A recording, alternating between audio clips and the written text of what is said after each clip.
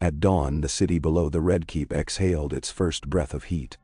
The sea mist had not yet burned away, but the smell of tar and old fish and sun-cracked rope already threaded through the alleys, through the open courts where women beat dust from rugs with willow wands, through the wine shops to the east of the Street of Flour, where men were drinking sour ale and boasting of wagers none of them could afford.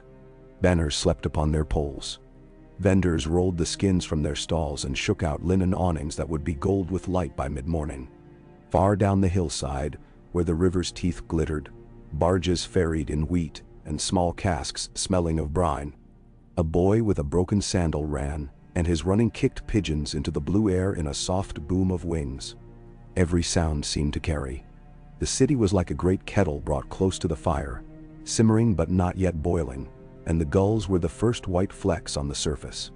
Sansa Stark rose to the music of it, stiff with excitement before her feet found the cool flagstones.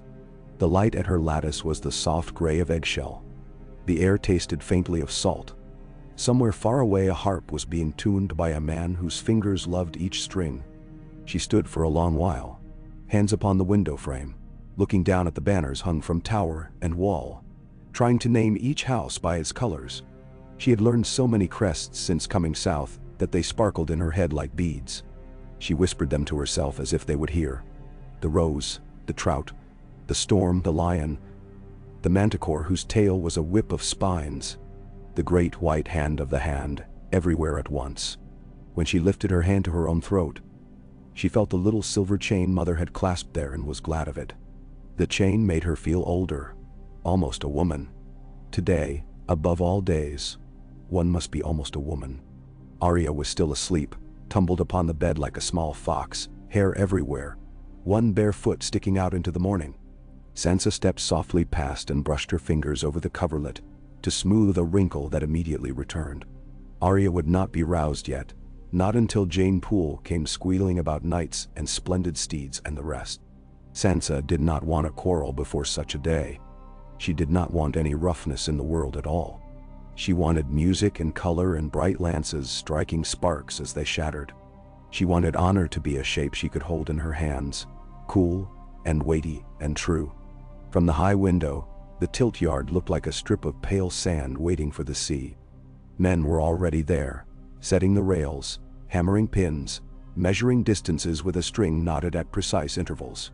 The air took each hammer blow and carried it up to her as if eager to serve. She could almost taste the iron of it. She imagined the knights walking that same sand, and for a moment, she pictured them leaving footprints darker than the ground, the steps of their destinies pressed for all to see. Her breath quickened. The city was being draped in the day's story. Lord Eddard Stark awoke later than he wished, stiff not with excitement but with a soreness that never quite left him anymore, a slow ache in hip and back from too many days on horseback, in too many different kinds of weather. He sat for a time upon the edge of his bed and watched the light move along the wall. The tower stones drank it and gave nothing back. He listened. The city's noise was a thin blade slipped under the door. Hammers, a woman laughing, the street cry of a fishmonger below the gardens, and now the distant braying of trumpets testing their throats. He rubbed his face and exhaled, and when he stood the weight of the South settled upon his shoulders as it always did. The weight of a place where everything was made by hands he did not know. He dressed with his accustomed plainness and sent Jory Castle to see to the girls. He took bread and a slice of cold beef from a trencher, swallowed it with small beer, and stepped out into the gallery where the morning reached for him. From there he could see a sliver of the city and the furthest edge of the Tourney grounds, a bright, feverish scar upon the slope. He had argued against the thing, too dear, too gaudy, too much like a feast held at a funeral. But the king had laughed and clapped him on the back as if money were as plentiful as seawater and as easy to drink. The gold would come from somewhere. It always did. Men who whitened their hair in counting houses made certain of that. Ned thought of coins sliding along notched sticks, of ledgers done in a hand so fine it was a web. He did not like to think of the men behind that hand. The chambers still smelled faintly of Maester Luwin's powder, though Luwin was hundreds of leagues away in the chill of the true air. And that very thought made the heat more oppressive. He walked the gallery until he found a small breeze and stood in it, and watched a white gull drift there, as if it were the only sure thing. When footsteps came behind him, they were soft, and he turned to find Lord Varys in a robe green as fennel, hands tucked within its sleeves like a man determined to keep them clean forever. "My lord Hand," the eunuch murmured with a slight inclination. "A day for pageantry. I wished only to pay my respects and to assure you that all precautions have been taken." "For what?" Ned asked, though he knew. "For spectacle," Varys said, spreading his small hands to encompass the hopeful distance, the city breathing upon its haunches. "Spectacle is a beast with teeth. We have padded them as best we may. There will be fewer knives in the crowd than at a good wedding." "And oh," Ned grunted, "a comfort. And yet," Varys went on, "we must never forget that a beast will bite if it has nothing else to do." "If it bites," Ned said, "then we will bind its mouth." He looked again at the strip of sand, the rails already trued like a book's spine, the swaying of the banners as the breeze learned them by heart. "Where is Baelish?" "Where he always is, my lord. Everywhere and nowhere. Counting coins in his thoughts while he smiles at pretty girls. He has contrived to lay wagers on both sides of every contest, which makes him very nearly a priest." "Priests at least pray," Ned said. Varys' mouth curved. "You think Littlefinger does not?" "I think he prays only to the god he sees in the mirror." "And perhaps that god is listening," Varys said mildly. And he bowed again and slid away like a fish past a net. By mid-morning, the whole of the city that could afford to be elsewhere had become an extension of the Tourney grounds. Men and women who had never in their lives had any business in each other's company rubbed shoulders and laughed together in that special truce that only games can bring. Knights wore their house colors not merely upon shield and surcoat, but on the braids of their horses. Children draped themselves in ribbons and ran with sticks. An archer, already drunk, sang a song about a miller's daughter that ended with the miller's wife chasing him with a frying pan. And the old men stamped their canes and smiled because the chorus still fit in their mouths. The smell of spiced sausages drenched in onion gave the air a weight. From the stands, men called to one another across space, as if to say, "Look at me. I am here. I will not be forgotten." Trumpets talked to banners, and banners answered with their long muscles and bright tongues. Sansa sat between Septa Mordane and Jane Poole, gloves folded upon her lap, spine straight with willing dignity. Septa Mordane's mouth had the sourness of a woman determined to find something amiss even in delight. Sansa refused to let the corner of that mouth bend the day. She watched each night as a story entering and leaving her. She liked their colors. She named them in her head like prayers. Sir Loras was a flower the sun had chosen. Sir Gregor was a storm the earth had grown tired of. The hound had eyes like smoke and a scar that told more truth than all the songs in the world. When he rode past, the sound changed. Men's throats thickened. Women's hands stilled. He gave no sign that he heard any of it. Petyr Baelish appeared as if the mites of the day had arranged themselves in the shape of a man, and then agreed to be charming. He was not a knight, though he had once had a boy's duel for a woman, and had lived. He did not wear the lion's red nor any man's badge. He had a small mockingbird pinned above his heart, a sliver of silver with wings too delicate to be believed. He leaned upon the rail and smiled, and spoke in a voice that made even coarse words sound like a jest told in a garden. He wagered 3 silver stags on a man whom no one had any expectation of seeing stand, and he did it with such cheer that several others wagered likewise, some because they wished to stand near his smile, and some because it is sweet to follow a man who looks like he knows where the ground is. "Do you think him handsome?" Jane whispered. Sansa glanced at Littlefinger and then away. He was not handsome. He was the kind of man wolves would not look at twice. Yet he had a way of making every space fit him. She did not like that. She wanted knights. She wanted clear eyes and clean hands. She did not understand a man who never had dust on his boots. The first jousts were practice, bright clashes half-hearted, the horses fussing, the lances feathering aside. Men cheered because cheering belonged to them. By midday, Men were wagering their belts and women's favors were knotted upon the tips of lances, like small white doves being asked to fly toward a storm. Sun glared off helm and plate. The rails drank blood and splinters. A boy ran with a basket, collecting shattered lance shards, as if they were relics. The king roared with laughter and clapped his hands together so that the air seemed to kneel before him. Ned watched from the shade of the royal dais, standing when the king stood, measuring the tilt of each man's courage with the plain eyes of the north. Then Loras Tyrell rode out in green and gold, like a young tree that had decided to move. His horse was a pale mare, braided with blossoms. Women leaned forward as if he had hooked them by their ribs.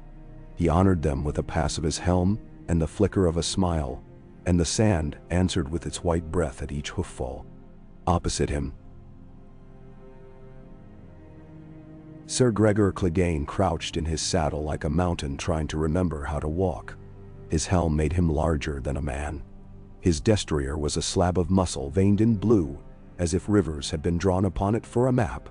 When the trumpets sang, the sound ran hot along the rails, and into the bones of every person there. They met in the middle. The lances struck like the closing of a door. Sir Loras' aim was needle-true. His lance took the mountain just below the crest of the helm, and for an instant, the world hung upon that point. Then a miracle, or a trick of horseflesh. Gregor's great mount faltered, stumbled, slid in the churned sand, and his rider went spilling like something carved from a cliff, all weight and little grace, the armor clanging so mightily it made a hush of its own. The crowd gasped, as if one mouth. Sansa's fingers dug into her gloves. The mountain rose. He moved no longer like a mountain but like a thunderhead with a knife in it. He did not lift his hand to Loras. He lifted his sword to his horse. The blade fell with a sound that emptied some people of everything but horror, and the great animal collapsed in a red mess that twitched and then lay. And when the cheering ran toward a scream, the hound came from nowhere and everywhere and caught his brother's sword upon his own. Sparks flecked the air like bees. Chaos is not merely noise. It has a texture. It has a taste like copper. It unthreads the knot of attention men tie around themselves and draws it long and ragged. The stands surged. The rails creaked. Somewhere a woman cried for a child who had only moved a little way down the step. But it took the king's bellow to split the sky. Enough, he roared, and enough echoed back from the stones as if the castle itself had been offended. Guards flooded the sand. The hound stood with his sword point curling a little toward his brother's throat, and the mountain's breath flooded his helm, and for a heartbeat it seemed no command anywhere would be sufficient. Then something in the great man eased, or commanded itself, and he lowered his blade. The hound flicked his own away as if it were a switch with which to brush burrs from a hound's flank. Loras Tyrell was pulled to safety by hands that desired to be gentle. The king sat back down like a man who had thrown his weight at a door that would not shut, and pretended he had only leaned upon it for fun. In the moment of settling, a breath collected, a murmur returning, banners resuming their learned sways. The world made a small decision of its own. No trumpet sounded for it. No herald called its name. A pennant pole high in the tiered stands, a slender length of painted ash with a linen streamer at its head, shivered as the crowd pressed. Its lashings had been replaced at dawn by a sleepy carpenter, who had told himself as he tied the last knot that he would come back in the afternoon and do it better. The knot had not agreed.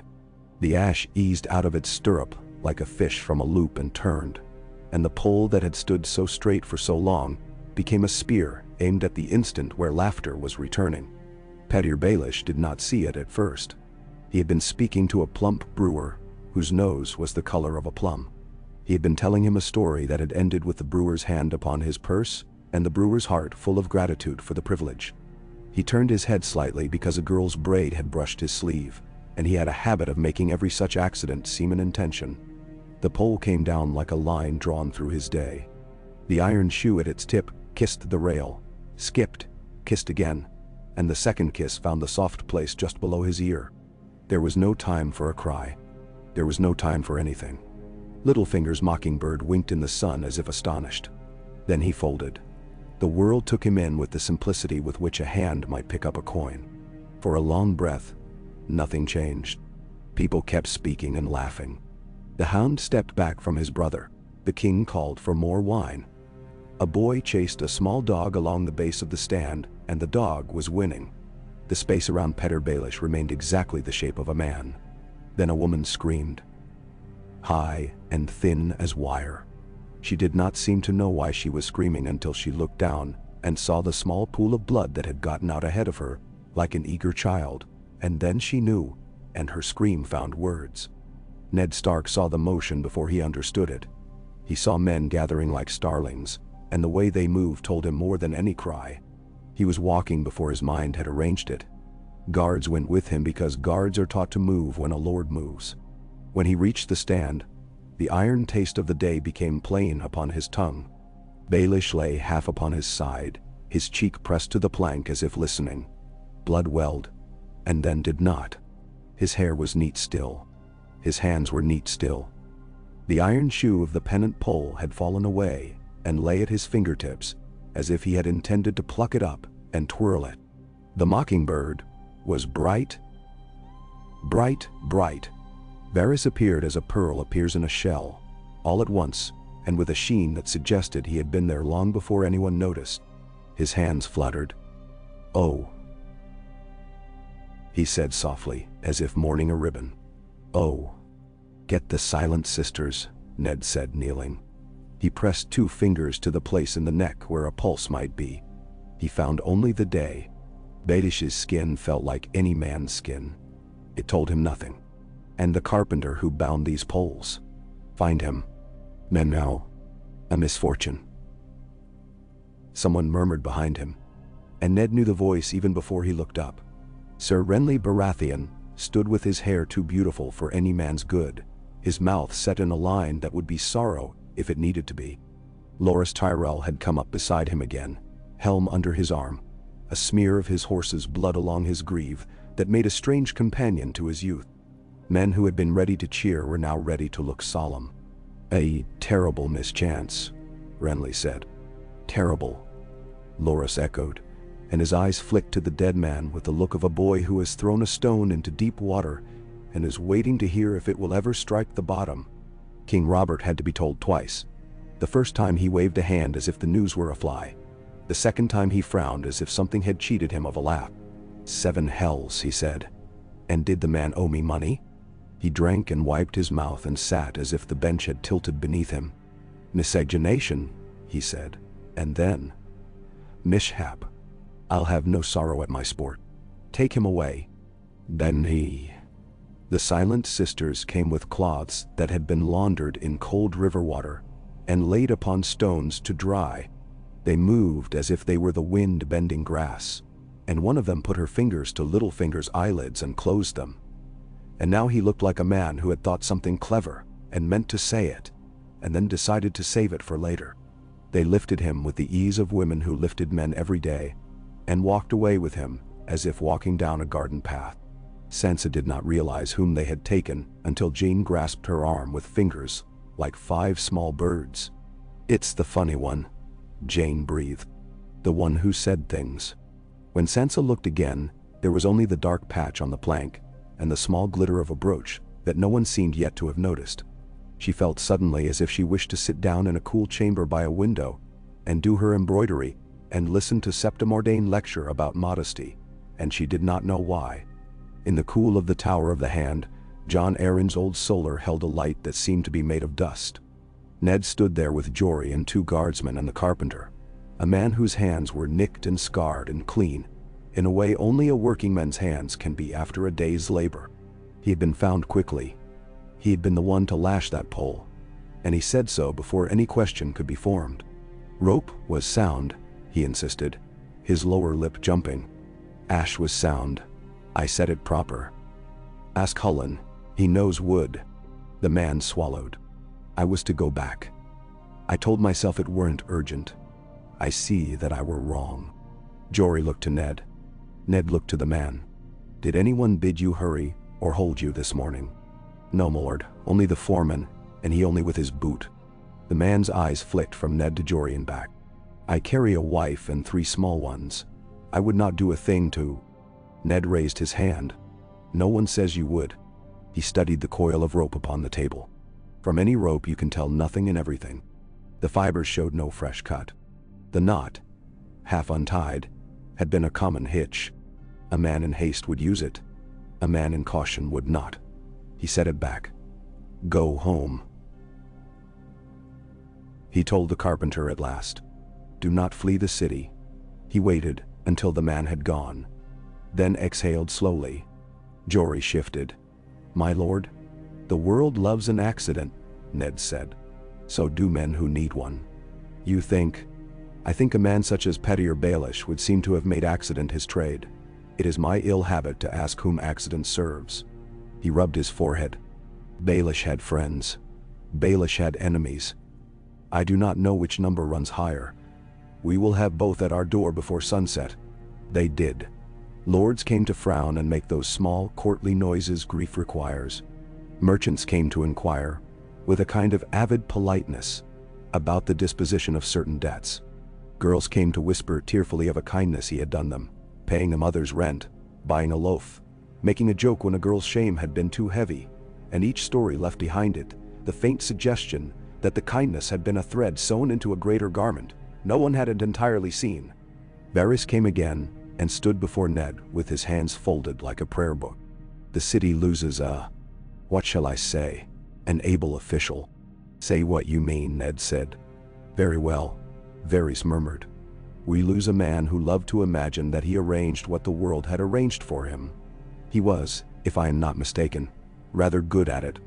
Men who are good at arranging feel cheated when the world insists on arranging itself without them. They can be cruel in recompense.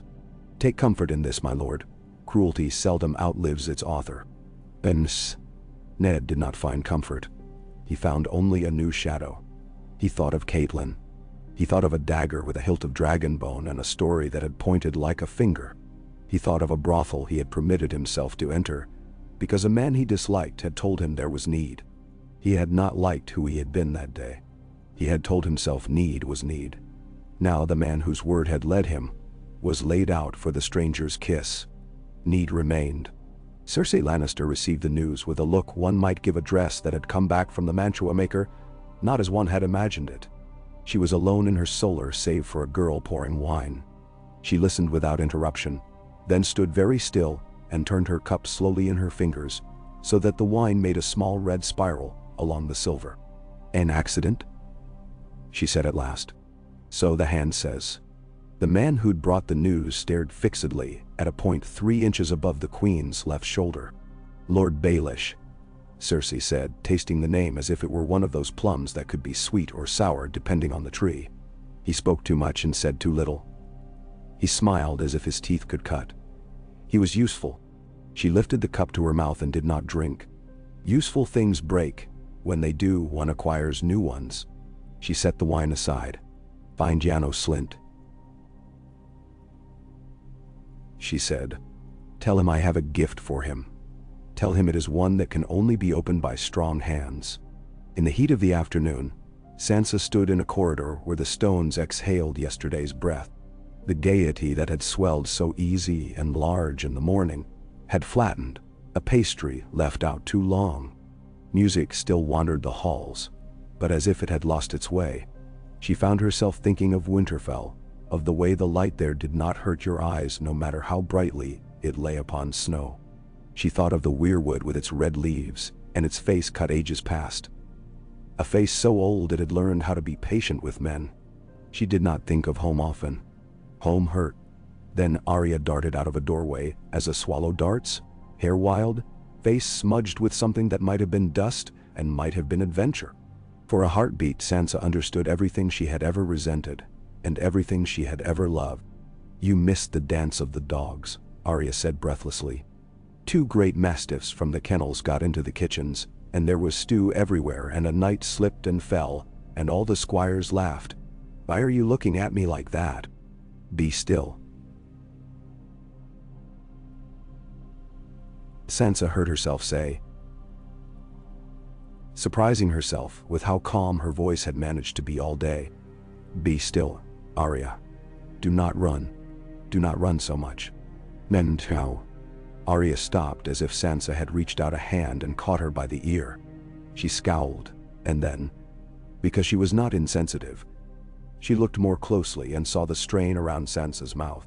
"You saw the blood," Arya said, softer. "I saw a man die." Sansa swallowed. "He joked just before. He looked at me once as if I were a little girl, and he knew the story I would tell about myself later. And then he died. It seems indecent." Men die," Arya said. And then she looked away. "Sometimes they die for a reason. Sometimes they die because the rope was tied badly." She fidgeted. "Syrio says a man who believes the world is arranged for him will forget to keep his feet beneath him. Syrio is a dancing master." Sansa said, weary suddenly of all men's pronouncements. He would make dancing into a god if he could. Arya's mouth crooked. "Wouldn't you?" That night, the city did not sleep so much as turn upon its bedding and speak to itself. In the street of silk, the lamps burned with the lazy persistence of well-fed cats. In the street of sisters, the candlelight at the septry windows made gold eyes in the dark. Ravenry stirred at the rookery as feathers whickered, and small claws found their places upon wood. In a room high, under the sloped roof of a brothel, Littlefinger had once visited often enough that the bed had learned his weight. A red-haired girl sat on the floor and cried into her hands, and when she lifted her face, she found there was salt upon her lips and was suddenly angry at the sea for sending its taste to her without a ship. In the counting house where Baelish had kept ledgers so fine that even numbers seemed to behave themselves, a man in blue scraped his quill and held it, and did not set it to the paper, because he did not yet know how to begin again. Jory Castle walked the shadowed edge of the tilt-yard with 2 men-at-arms and a torch that made insects mad for a few feet, in every direction. They found the iron shoe from the pennant pole where it had fallen, marked with a half-moon of drying blood. They found the lashings Ned had already examined in his tower.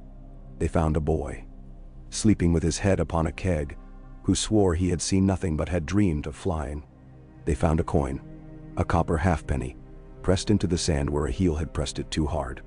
Jory held it up to the torch, and it seemed a very small sun in a very small sky. He turned it over, then slipped it into his purse, not as a thief, but as a man who understood the language of keepsakes. When he came at last to the wooden step where Baelish had fallen, he stood there for a long time and let the torch's honey light move across and away,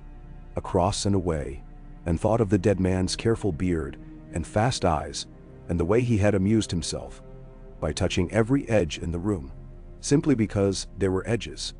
He did not like standing upon the place where men had lately died. He would have told you it was a Northman's superstition, that places remembered. But the hair at the nape of his neck had its own opinion. He spat into the dust and said a word that was not quite a word, and moved on. In the dead of that same night, Varys stood alone within the small hall and listened to the building breathe. He put both hands upon the back of a chair and bowed his head as if in prayer. He was not praying. He was making lines in his mind and allowing them to intersect. Where one cuts another, there is trouble. Where trouble is, there are men. He considered Lysa Arryn upon her high perch in the eyrie, with the 7 towers like fingers spread about her. He considered the small shoal of copper coins that would veer, now that the fish they fed upon was gone. He considered Janos Slynt, whose belly was an argument with his belt, and the city watch, who loved no man except the man who paid them today, which was a kind of fidelity. He considered the king. He considered the hand. He considered a boy with hair like black summer and eyes that did not belong to him. He considered the queen's brother and the way beauty and danger can resemble one another so closely that a man believes he can kiss either without consequence. When he lifted his head, the chair creaked as if with relief. "So be it," he whispered to the wood, which would keep his confidence better than most men. "We will see whose accident this was." And in the sept of Baelor at first light, the silent sisters wrapped Petyr Baelish in linen that had been washed in sweet water and pressed with lavender stems. They did their work with the kindness of habit. The dead always are easy to please. The elder sister smoothed the cloth over the place where a pin had once been and paused, because one corner of the linen had caught a glint. She turned it and found, nested there by chance or providence, the mockingbird brooch, its silver very bright in the new sun that made the windows blush. She set it upon the chest and touched it with 2 fingers in a gesture that might have been reverence and might have been the mere tidying a woman does when a man's things are out of place. When she left, it flashed once, then lay quiet, its small beak pointed toward the west. Eddard Stark did not go to the Septi that morning. He stood instead on the battlement that looked down toward the mud gate, where the river was a gray ribbon, and the barges went by like slow beetles. He held the stone with both hands. He could feel the old scars in it where some mason had struck too hard or too soft, and the stone had taught him the difference. He wanted those differences to be clear in men. He wanted the rope to break only when a rope had been made poorly. He wanted such a small thing, and even that seemed too much to ask of this place. "Jory," he said without turning, when he heard Jory's boots upon the stair. "My lord." Jory stepped up beside him, eyes patient, face wind-burnished by the kind of wind that is mostly dust. "Men will make this into something," Ned said quietly. "We have to know what it is before they do." "I have the carpenter's word," Jory said, "and a few other words not worth very much. There's talk of debts. There's always talk of debts around a man like Baelish. There's talk of a girl. There's always talk of a girl. There's talk of the gods. There's talk of the hound. There's talk of Sir Loras. Because men like to pull down a fine thing with a careless word. There's talk. Nendo. And truth?" Jory looked down at the river as if somewhere in its slow skin there might be a glimmer.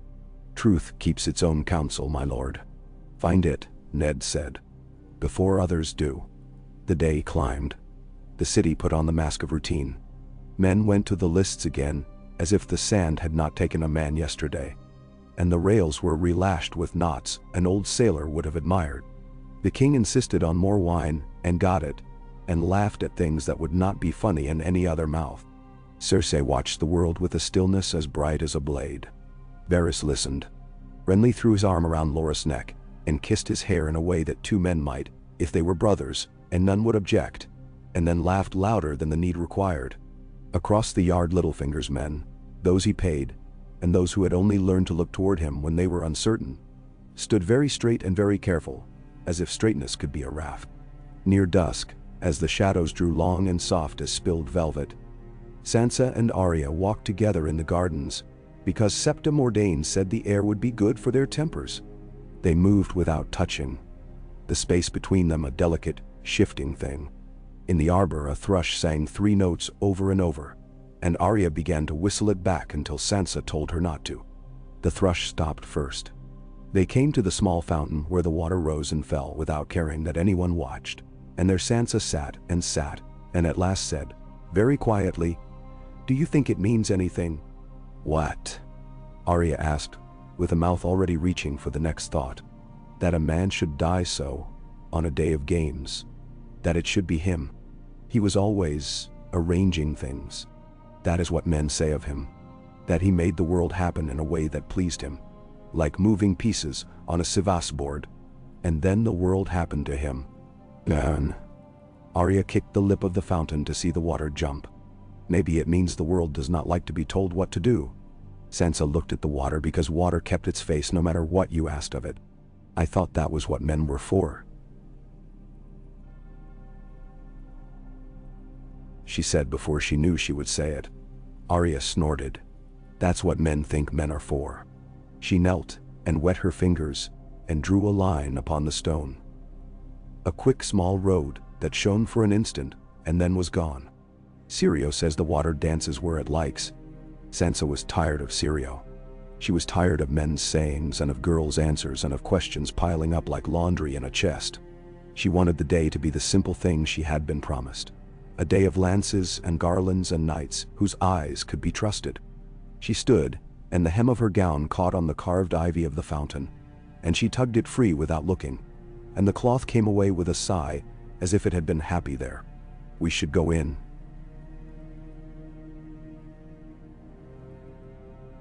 she said. "Septa Mordain will scold." They went in. Behind them the thrush tried its 3 notes again, as if practicing for a morning that would never come. That evening, when torches made the walls into a procession of small private suns. Men gathered in the smoky warmth of the Tower of the Hand and made their versions of grief and caution. Some spoke of the loss to the crown's finances, as if speaking of a man's death by enumerating his ledgers were a kind of respect. Some said that Baelish had been brave in a way none had noticed before, as if the Iron Shoe had been a duelist and the dead man had met it with panache. A few were silent, and those were the ones Ned watched, because silence has edges. At the last, when they had all gone and the shutters were thrown open to let the smoke out, and the night in, Ned stood with a candle and looked at the blank page of the day. He could feel the plot of it, but could not yet name its form. In the distance, the city offered its uncountable, unconcerned lights. Somewhere beyond those, beyond the river, in the thick dark of hills gnawed by ancient rivers, a raven would be winging toward the Eyrie with news that would put Lysa Arryn's heart to strange uses. Somewhere in the Red Keep's lesser chambers, a man whose name most courtiers did not yet know would be moved from one room to another, and told that this was advancement. Somewhere, a gold cloak, receiving an extra purse, would think himself lucky and not know he had just been turned into a hinge. Ned set the candle down and pinched its wick, and stood in the dark a while to prove to himself that darkness was only darkness. He could feel the stone, and the stone did not change. He could feel the weight of what he had promised Robert once upon a snow-bright day, when the north had seemed sufficient unto itself. He could feel, more than anything, the absence of a man he had distrusted. Absence is often emptier than mistrust. In the place where Littlefinger would have stood grinning, there was only a shape the day had left. Men are quick to fill such shapes. He went to his daughters then, because duty is sometimes only the name we give the things we cannot help. Arya slept curled and fierce as a cat. Sansa lay upon her back, and her hands were folded upon her stomach, as if she were in a sept. Ned stood between the two beds and thought of the great hinge he had just named to himself. He did not know upon which door it had been set. He knew only that doors opened and closed, and that a change of one hinge's metal changed the sound of a house forever. In the morning, the sun crossed the city with its long warm brush, and painted all of yesterday as if it had been a dream. The tourney went on because men had decided there would be a tourney, and men do not like to be corrected.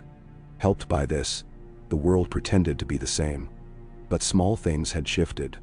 The girl in the red tiles to the east of the Street of Silk found her rent called in by a different hand. The moneylender who had enjoyed Baelish's jokes more than made sense found the jokes came now without laughter. Cersei's whisper found Janos Slint's ear, and did not have to repeat itself. Varys smiled and sent a sweet to a kitchen girl whose brother would by and by be asked to hold a certain door at a certain hour and not to look behind him while he did so. And in the deep cool belly of the Red Keep, beneath flags and tapestries, and the fluting of rills that ran cold through carved channels, a place that had not lately seen attention found itself visited by men who wore their swords like promises. They stood beneath a set of iron rings set into stone, rings so old that even the oldest man could not say when and why they had been forged, and they spoke in low voices. One of them held a purse. The other held a key that had belonged to a man now sewed in linen. The key was small and not handsome. It fit the lock. The lock turned. Somewhere above, a thrush tried again for its 3 notes, and got them almost right. Down below, a door opened upon a narrow stair, corkscrewing into a grin of darkness. Men carry lights into places like that, because they know the light is not for the dark, which is indifferent, but for the men. They went down. The sound of their boots came up ahead of them as if it had been waiting. The day wrote itself, as days do, upon men's faces and women's long careful silences. There had been a great thing. A man whose business had been arranging other men had been dragged like a straw into the machinery of the world and snapped there. The machine did not pause. It made a different sound now. Those who had ears to hear it slowed their steps, and those who did not had to walk more quickly to keep from noticing that some street they had always used had been shifted half a stone to the left. At noon, Ned Stark stood in the yard and watched boys at their swordplay, and he told himself that boys should have their practice and their laughter, and that was a kind of justice he could be in charge of. In the afternoon, he sat in council and watched men shift their chairs back a hand's breadth, because a chair no longer needed to be in line with the one that had belonged to Petyr Baelish. At dusk he walked the ramparts again and watched the river fuse with the sea. A marriage that happened every day and yet always felt like a negotiation renewed. He went to his daughters and told Sansa a story about a wolf that had learned how to hunt mountains and got nowhere, and told Arya to put away her needle and got nowhere. He slept and dreamed of snow that did not melt upon warm hands. There is a moment after a stone is thrown into a pond when the first ring has widened but not yet reached the shore. The stone is gone. The pond is no longer itself. Birds fly and land, indifferent. A fox comes to drink and frowns at his reflection, which has become a fairy tale. If there are reeds, they tremble, though the air is still. In that moment, a boy may toss another stone, or he may stand amazed at how one thing acts upon all others. The hand's Tourney had been a stone. The man who died there was another. Far upriver, in a castle clinging to sky and cliff like a swallow's nest, a woman sat by a window and read a wax-stiff letter twice and then again. Far to the west, a lord with hair gone the color of wheat at harvest tapped 2 fingers upon his chair and said to himself that it was time to bring his banners down from their pegs and breathe upon them. Far to the south, the smell of oranges drifted through a garden that had not yet forgotten the last boy who had run there. Far to the north, beneath a face cut in red wood, a wind moved that had not been noticed by any man. The ring spread, the shore waited, and the city, having been promised spectacle and given blood, went on swallowing and singing and making a noise like a beast whose teeth had been padded for the afternoon, only to discover that its hunger had grown new teeth behind the old. Oh, Kai. The second morning came like a hand cooled in water pressed to a fevered brow. The city's noises were the same, and yet every sound carried a slightly different history, as if the air had remembered what it witnessed, and would not quite be persuaded to forget. In the lower bailey the ash pole had been rehung, its lashings made by a sailor with a mouth full of old knots, and the linen streamer above it clung to the new day with a caution that made men superstitious. The rails were scrubbed. The planks were scrubbed. The men who scrubbed them wore the look of those who have learned that wood can be as treacherous as the sea. In council that morning, the chairs sat mute while men's voices tried to be fate. Grand Maester Pycelle's beard was a parchment spooled down his chest, stained faintly by the herbs he chewed to tame some ancient buzzing in his bones. He coughed and spoke of the expense of the tourney, as if expense were a fever that might break if a man talked long enough. Varys folded his hands and was a hush in silk. Renly's smile made its usual appointment with those who wished to think the world would never do worse than tease them. Ned let the talk pass through him and watched for the places it pooled. "And what of the office of coin?" Pycelle asked, blinking as though his eyelids had a debt to collect from the day. "Or lamented colleagues' duties cannot be left to a junior. Not when." His eyes moved sideways to Ned. "Not when the ships must be supplied and paymasters soothed."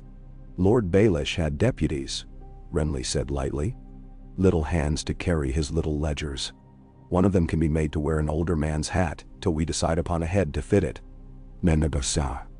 "Deputies carry, they do not contrive," Cersei said from Robert's chair, which she had taken when the king called for meat, and vanished with Sir Barristan to see if hunting songs sounded better in the yard.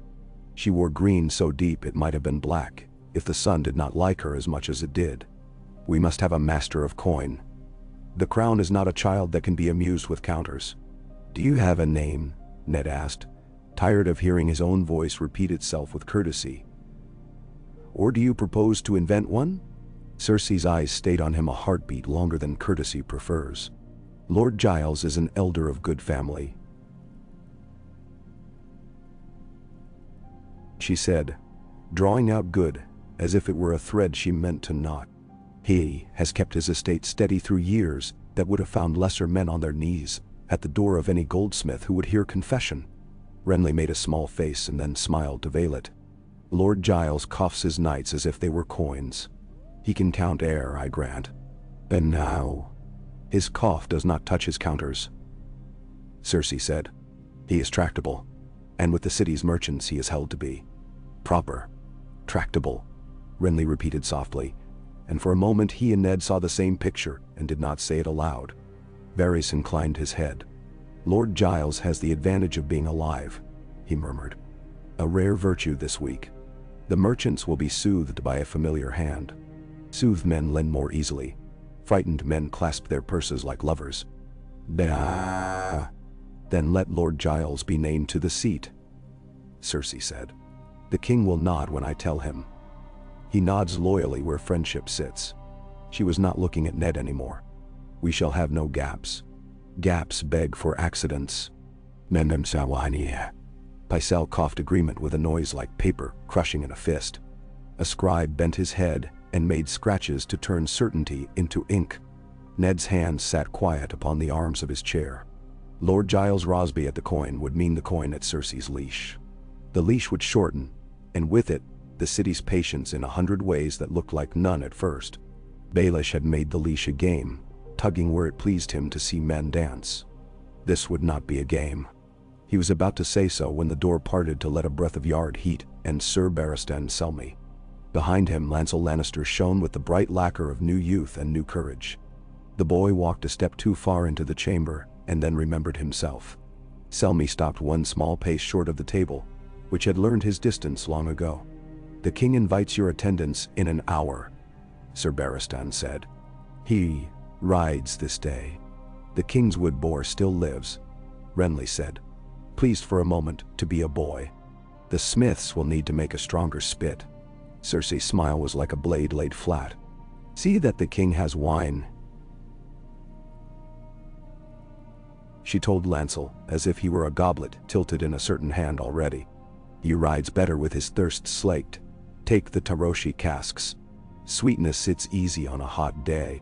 Lancel looked grateful to be told what to do and bowed too deeply. His hair shone. He had the look of a hound pup that will one day learn the feel of a man's throat between its teeth, and for the moment is taught only to fetch. When they had gone, Ned said, to the air as much as to the table. The king hunts often enough. Kings must be seen to do what songs say they love, Cersei returned. Elsa's songs turned sour in men's mouths. She stood without waiting for the formality of dismissal. Send Lord Giles to me within the hour.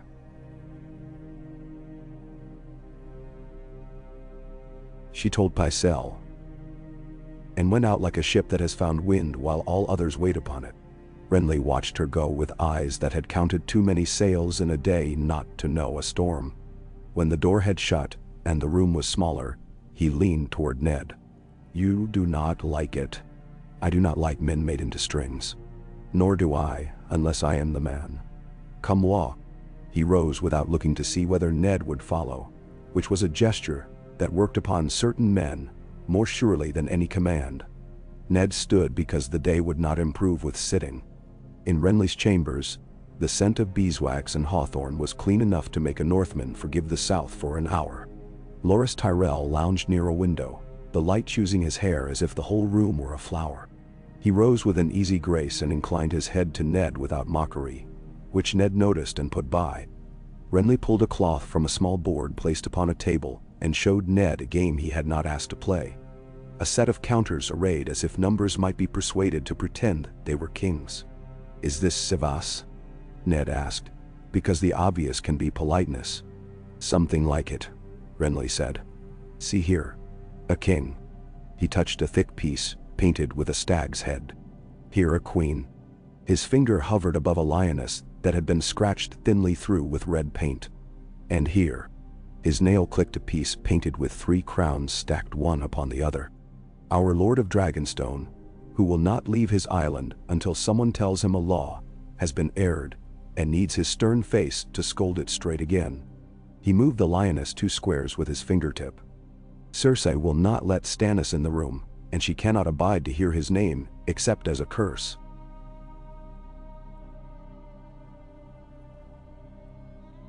When Robert dies. When, Ned said flatly. Renly's eyes flicked up. We are men of the world, Lord Stark. We can count. When Robert dies, and you know as well as I that he rides against death every time he rides against his thirst, what then? Will you, With your straight north, send for Stannis and read the law like a prayer while the lions sharpen little knives and teach gold cloaks to purr? Ned studied the board. He had never loved games that pretended to be war. Winterfell's boys at swordplay gave their bruises the dignity of pain. Counters were cowards. The law is not a prayer, he said. It is a wall. Either it stands, or men push, and the whole house goes with it. Loras bent to pour wine, as if the turn of that gesture could keep talk polite. Walls need men, he said, smiling slightly. And you have a few. I have men who answer to me, Ned said, thinking of Jory's hand upon the torch, and of the dust along the rails, and of boys' laughter in the yard that morning. The city watch answers to Janos Slynt, and Janos Slynt answers to the highest purse. Who holds that today? Renly's smile cooled into candor. Not you, he said. Nor you, Ned returned. Not yet, Renly said, and his hand moved the stag one square simply because it could. Ned left him with his game and his summer, and as he crossed the yard the hot air seemed to set hard around him like plaster poured where a man stands. In the shade of an archway, Varys waited. In his hands he held a small thing wrapped in linen, and he extended it with the mild reverence of a gift impossible to refuse. A trifle that was found among the Silent Sisters' foldings, he said. I thought you should be the hand that passes it to the hand who needs it. Ned unwrapped the linen. The mockingbird lay there in his palm, its eye a small dot that seemed to know secrets like a child knows the shape of a mother's hand, without needing to think. He did not like the feel of it. It seemed too pleased with itself. Give it to his household, Ned said. Or to the sisters. He believed in himself. Let him be buried with himself. As you wish. Varys' hands re-swaddled the thing. It is a pretty symbol, though. Men will make symbols even where none ought to be. It is a habit of the heart to make meaning from a sparrow's path. Northern men watch the wind, Ned said. We do not ask it to be a sign. Ah, but even a wind can smell of smoke, Varys murmured. And smoke, as you know, often suggests the presence of a more interesting companion. His eyes were gentle. Janos Slynt supped with the Queen last night, and today he will dine with me, Ned said. A hungry man may be taught to prefer honest bread. That would be a miracle, Varys said mildly. But then, I have seen a number of those in my time. By that afternoon, word ran through the corridors that the king's laughter had been heard traveling ahead of him, like a spill of coins dropped from a careless pouch. He set out for the Kingswood with Sir Barristan, Sir Balon Swan, half a dozen lesser knights whose names stuck in the throat, and Lancel with his wineskins, who looked like a boy hoping to be mistaken for a wineskin himself, if danger asked for volunteers. The hounds went with them, streaming joy from their tongues. The king's horn named itself to the trees. In the cool shade of the red keep's godswood, the leaves made their old rain song. There was no weirwood here, only elm and oak, and a pool that reflected nothing older than a man's patience. Ned sat upon the stone lip and watched ripples devour one another, and he let the quiet map itself upon his bones. When he looked up, he found Vayn Poole waiting halfway between shade and sun, exactly the place where courtesy might stand to announce itself. My lord, Poole said, deferent and anxious as always. A message come by boy from the river gate. Your lady was seen upon the Rosby Road 3 days ago. Seen by whom? Ned's voice came out more roughly than he intended, and he softened it by setting his hand upon the stone. By a carter who swears by his mother's grave that he saw her hood fall back, and the light caught her hair. He does not say whether that light was the sun or his memory. He points to a certain inn as where her party took water. The Crossroads Inn, Ned said, tasting the words like an old coin. Catelyn had an old road sense, the way a woman who has had children learns to walk halls in the night, without bruising her toes. If she had gone that way, if she had gone at all, she would have left the city before Baelish's death, and the inn would be where the kingdom took its next breath. On the second night after the boar hunt's horns had silenced themselves in deeper wood, a room fire spat in the common room of the Crossroads Inn, and threw red upon the rafters as if a sunrise had wandered in by mistake. Catelyn Stark sat under a crooked beam, hood thrown back, the lighter hair about her face loosened by travel, as if the wind had been determined to be intimate. Her hands were quiet around a cup. She had the air of a woman who had told herself what she must do, and then found that the telling had to be done again. Marillion the singer had his harp in the corner, and was tuning it as if each string were a complaint he would persuade into a song. An armorer with green hands scratched his jaw, and looked at the fire as if it might be his forge if he stared hard enough. Two sellswords played at bones, one with a nose that had paid for an old mistake, the other with an unreadable patience that made a man think of a road that goes further than any map. The door opened to admit the smell of wet horse and road dust and Tyrion Lannister. The dwarf took the room in with a glance as quick and exact as a finger tracing lines upon a map. He was not alone. Behind him trudged two men with the tired, weary faces of those who have learned to fight their sleep before they are taught to fight other men. One of them had the look of the sellsword who could be persuaded to follow if paid and flattered properly.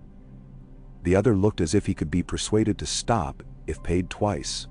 Catelyn's eyes found him as if her neck had known which way to turn before she told it.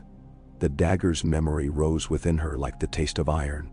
She remembered Baelish's voice describing Valyrian steel and dragonbone, smiling as if men did not die under such talk, and Varys' soft eyes sliding like a fish to and fro, and Lysa's letter like a net thrown into a sea of fear to catch every shadow and call it a fish. Littlefinger was dead now, his grin folded in the sister's linen. She had believed him because she had wanted someone to tell her where to put her fury. Men who tell you where to put your grief make themselves necessary. Tyrion saw her and his mouth quirked. He did not flinch, which was a kind of courage, or else the absence of certain imaginations.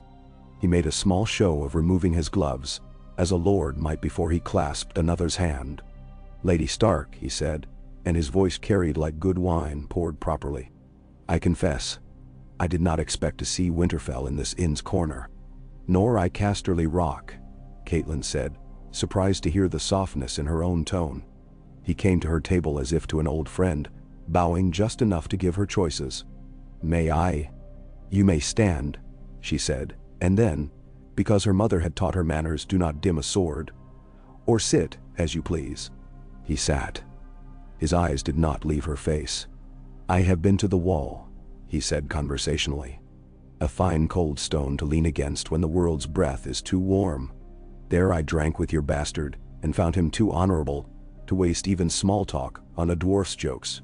And I carry in my satchel a plan for a saddle to seat your boy upon a horse when he is ready. This is a strange country, where dwarfs carry gifts to wolves.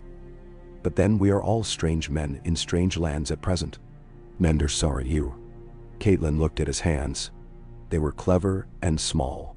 "Men tell me many things about you, Lord Tyrion. They say you send boyish insults in a man's voice and fill a room with laughter, and leave something sharp upon every seat as you go. They say you like small knives." "They say many things about me," Tyrion said. "Some of them are true. Most were invented by men too tall to reach what they want without a stepstool. I prefer words. They make better knives. You can use them twice, and they do not rust." "Bow." "Words can kill," Catelyn said, and the memory of a knife flashed and flashed again. "So can falling poles," Tyrion returned, without much show of sorrow. "I heard the city had an accident and turned it into a tale before the body had cooled. I do not smile for his death," he added, and there was something in his face honest enough to make the claim easy to accept. "Only for the city's appetite.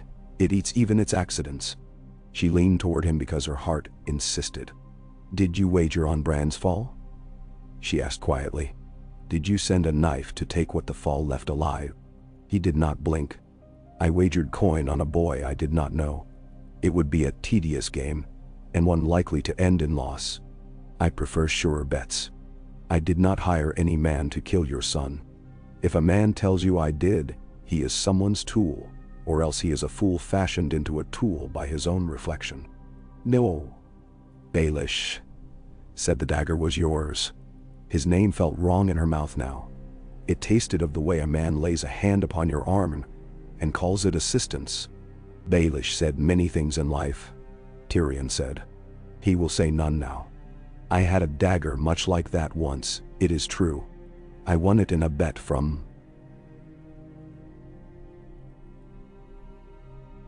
someone whose name I will not give to a lady without better cause than rumor.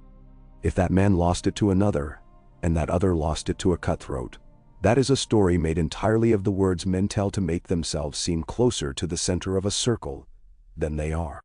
If I wished to kill the son of Eddard Stark, I would not hire a man to make my family and yours into enemies.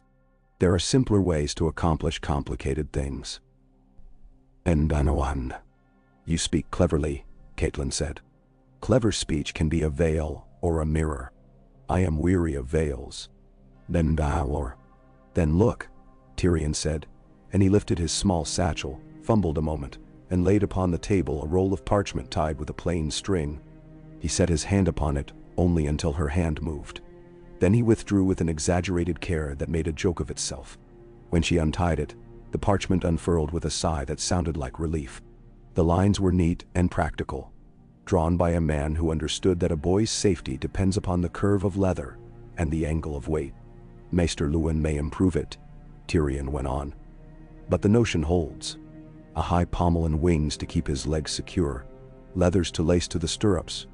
I had a very similar contrivance when I was younger, and still being trained to sit a horse without biting my own tongue. He may ride again. Then, the air left her lungs. No courtier's trick had ever felt so much like honesty. She ran her finger along a line and saw Bran's small body in it, as if the parchment had drawn him into its skin. She thought of Winterfell's yard, and the long shadow of the broken tower, and the way a raven sounded when it wanted to say something too complicated for men, but tried anyway. When she looked up, grief and gratitude were both in her face, and she resented him for forcing them to share a chair. If you lie, then I am a better liar than I have been all my life, Tyrion said. I would rather be thought a liar than a murderer. The former can be undone with time and boredom. Her fingers tightened upon the parchment. The inn's noise came back to her, laughter without humor, the crack of bones upon wood, Marillion making his strings pretend to be a breeze through leaves. The sellsword with the patient eyes looked over his cup once, and then away. You may go north, she said at last. You may go to Winterfell if you like, and show those lines to Maester Luwin. And if you lie he will know, and send word, and I will find you then in whatever corner of this world you think can hide you. But I will not be the hand that hurls a war into the throat of my country, because a dead man told me where to throw. Bow. Lady Stark, Tyrion said, and the bow he gave then had no mockery in it, only relief, which is a thing a man cannot easily fake.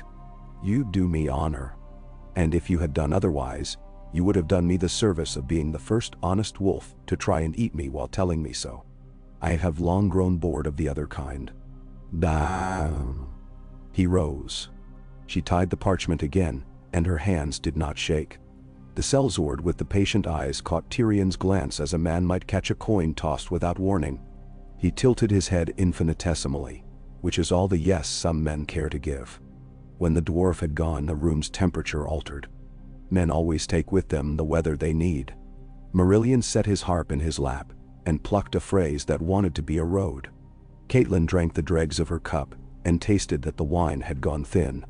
She rose and went upstairs to the room her men kept for her, and for the first time since the raven with Lysa's hand had come to Winterfell, she let her breath settle without forcing it. The thought came that Littlefinger's death had saved Tyrion Lannister's life, and the thought behind that thought came quieter.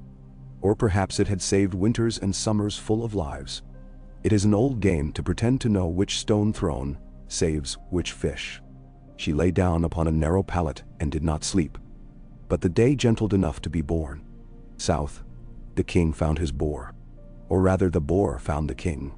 For beasts are not courteous if they are large and angry, and have been chased by men with spears and jaunty songs. The king's wood breathed sap and shadow around them. The hounds came in and came off and came in again, their mouths wet with the story of the beast they could smell but not master. Robert bellowed whenever a branch caught at him, as if a tree's temerity were a personal insult. Lancel poured wine as if the pouring itself could be luck. He flinched at bees. When the boar broke the bracken, it came as the living answer to a dozen songs that had always pretended beasts would make a small bow to kings. It was a reddish mountain that ran and turned and ran, and when it turned toward the king, Robert laughed because he had not the gift of fear that makes some men live longer than songs. He took its charge as he took all charges, head on, with a spear in his hands and his name in his mouth. And in the last instant, before wood met flesh, he was a boy again in a place the world had not yet tamed. Lancel poured. The king's grip slipped a little, and then he corrected because men like him have been correcting themselves their whole lives, and believe the correction will always be in time. The boar took what the world had promised it. The space between an intention and a hand. Steel went in. Tusk went up. The king's roar made leaves shake. Sir Barristan moved before thought could move. Two knights who had not expected their afternoon to be anything but boasts plunged their spears with the over-eagerness of men who need to become stories to forgive themselves. The boar knew the better story. It did not die until it had explained its opinion to several horses and a man's thigh. When it lay shuddering its old heat out upon the forest floor at last, Robert sat heavy upon the ground and laughed as though laughter could be a bandage. "My queen will scold me," he said, and pried the boar's tusk from the new red mouths it had made of him with a grunt that made Lancel pale. "I'll tell her I was kissing a lady with bad manners." He drank again. The wine was sweet and warm and strong, and his mouth took it as if it were the only certain friend he had. They carried him home in a litter that made the woods smaller than they ought to be. Men can make the world narrow by desire alone. The news ran ahead of them because news is thin and fast, and cannot be slaughtered with a spear. In the Red Keep, Cersei received it like a woman who has been waiting for a blow to land exactly where she thought it would. Pycelle went bustling like a mother hen. The red of the king's blood reflected bright in his eyes, as if that were how his kind tasted triumph. Varys smoothed nothing. Renly vanished and returned with the look of a man who had had a happy plan shown to be too late. Ned stood very still, and the shape of his stillness made others move differently. By then Jory Castle had returned from the city, with small truths stitched to larger rumors. The brothels were speaking of a new hand to hold their rents. The moneylenders were telling one another that Lord Giles' signature looked like a cough, which was comforting. The gold cloaks were saying nothing out loud, which was the most important thing they did. Janos Slynt came to Ned's summons with a mouth that smiled only when a different man in the room spoke, and that other man was not present. "You owe your loyalty to the hand," Ned told him bluntly. "Through the hand, to the king." "To the king," Slynt said quickly, and his eye moved involuntarily toward the west, where the queen's chambers lay.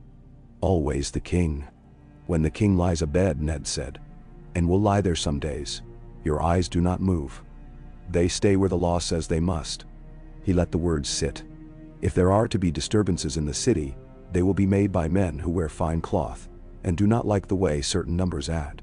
Keep your men upon the walls and at the gates. Keep them sober. Dismiss any man who takes money where he sleeps. If he comes to me honest afterward, I may make him something more honest than a gold cloak." "There one see." Slynt's smile fluttered and settled. "As you command, my lord." As Ned had feared, afterward Varys flowed into the space. Slynt left like water into a footprint. "He is yours for an hour after you speak to him," the eunuch murmured. "And someone else's before the ink is dry. You will not stand between a purse and a hungry man with talk." "I can stand with a sword," Ned said, "and make a martyr of any man you cut." Varys returned with a sweetness that had a little vinegar beneath. "Martyrs breed faster than men. Then tell me whom to kill so that the breeding stops." "Ah." Varys smiled, and it was a pitying thing. "If it were so easy, my lord, I would have been a butcher and spared myself much silk." The king's bed smelled of sweat and boar and sweet wine. Pycelle swabbed and clucked and extolled dark roots steeped in white wine that did not seem to care about anything but their own importance. Cersei sat beside the bed with a stillness that made the space around her seem like water waiting to be cut by an oar.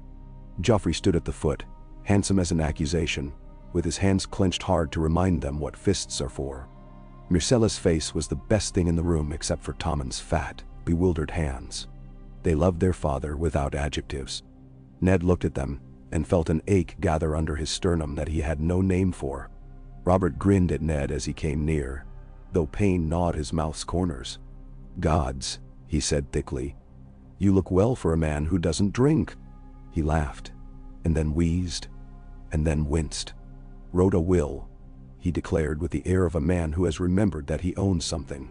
Had Petyr bring the good parchment. Wrote it with my good hand. Gave you, he waved vaguely, all of it, till the boy comes of age.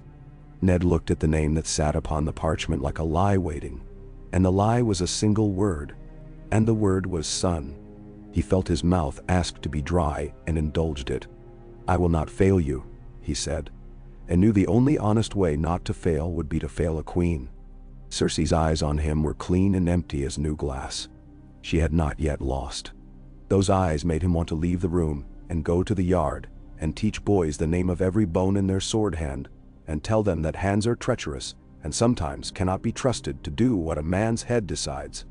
What he did instead was stand until the king waved him away and then walk with his feet measuring the corridor so carefully he might have been counting to a prayer.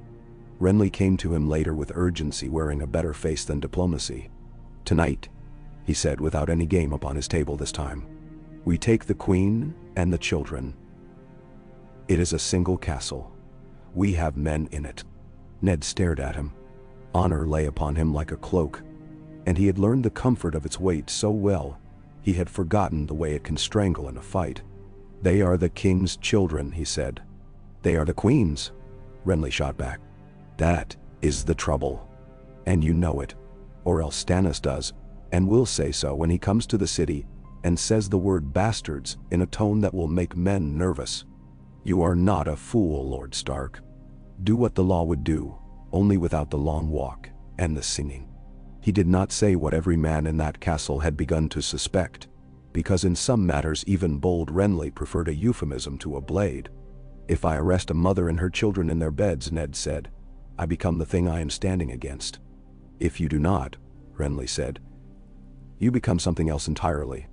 He reached, and his hand hovered, and he did not set it upon Ned's arm, because his courage was not of that kind. I will bring my men, if you will say the word.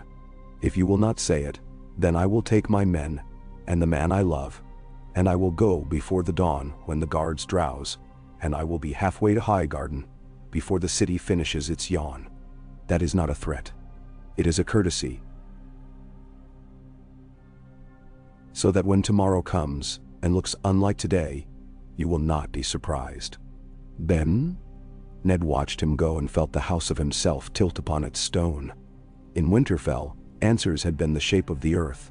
Men made them by walking across the same snow until the path became a road. Here, the same footfalls made nothing but noise.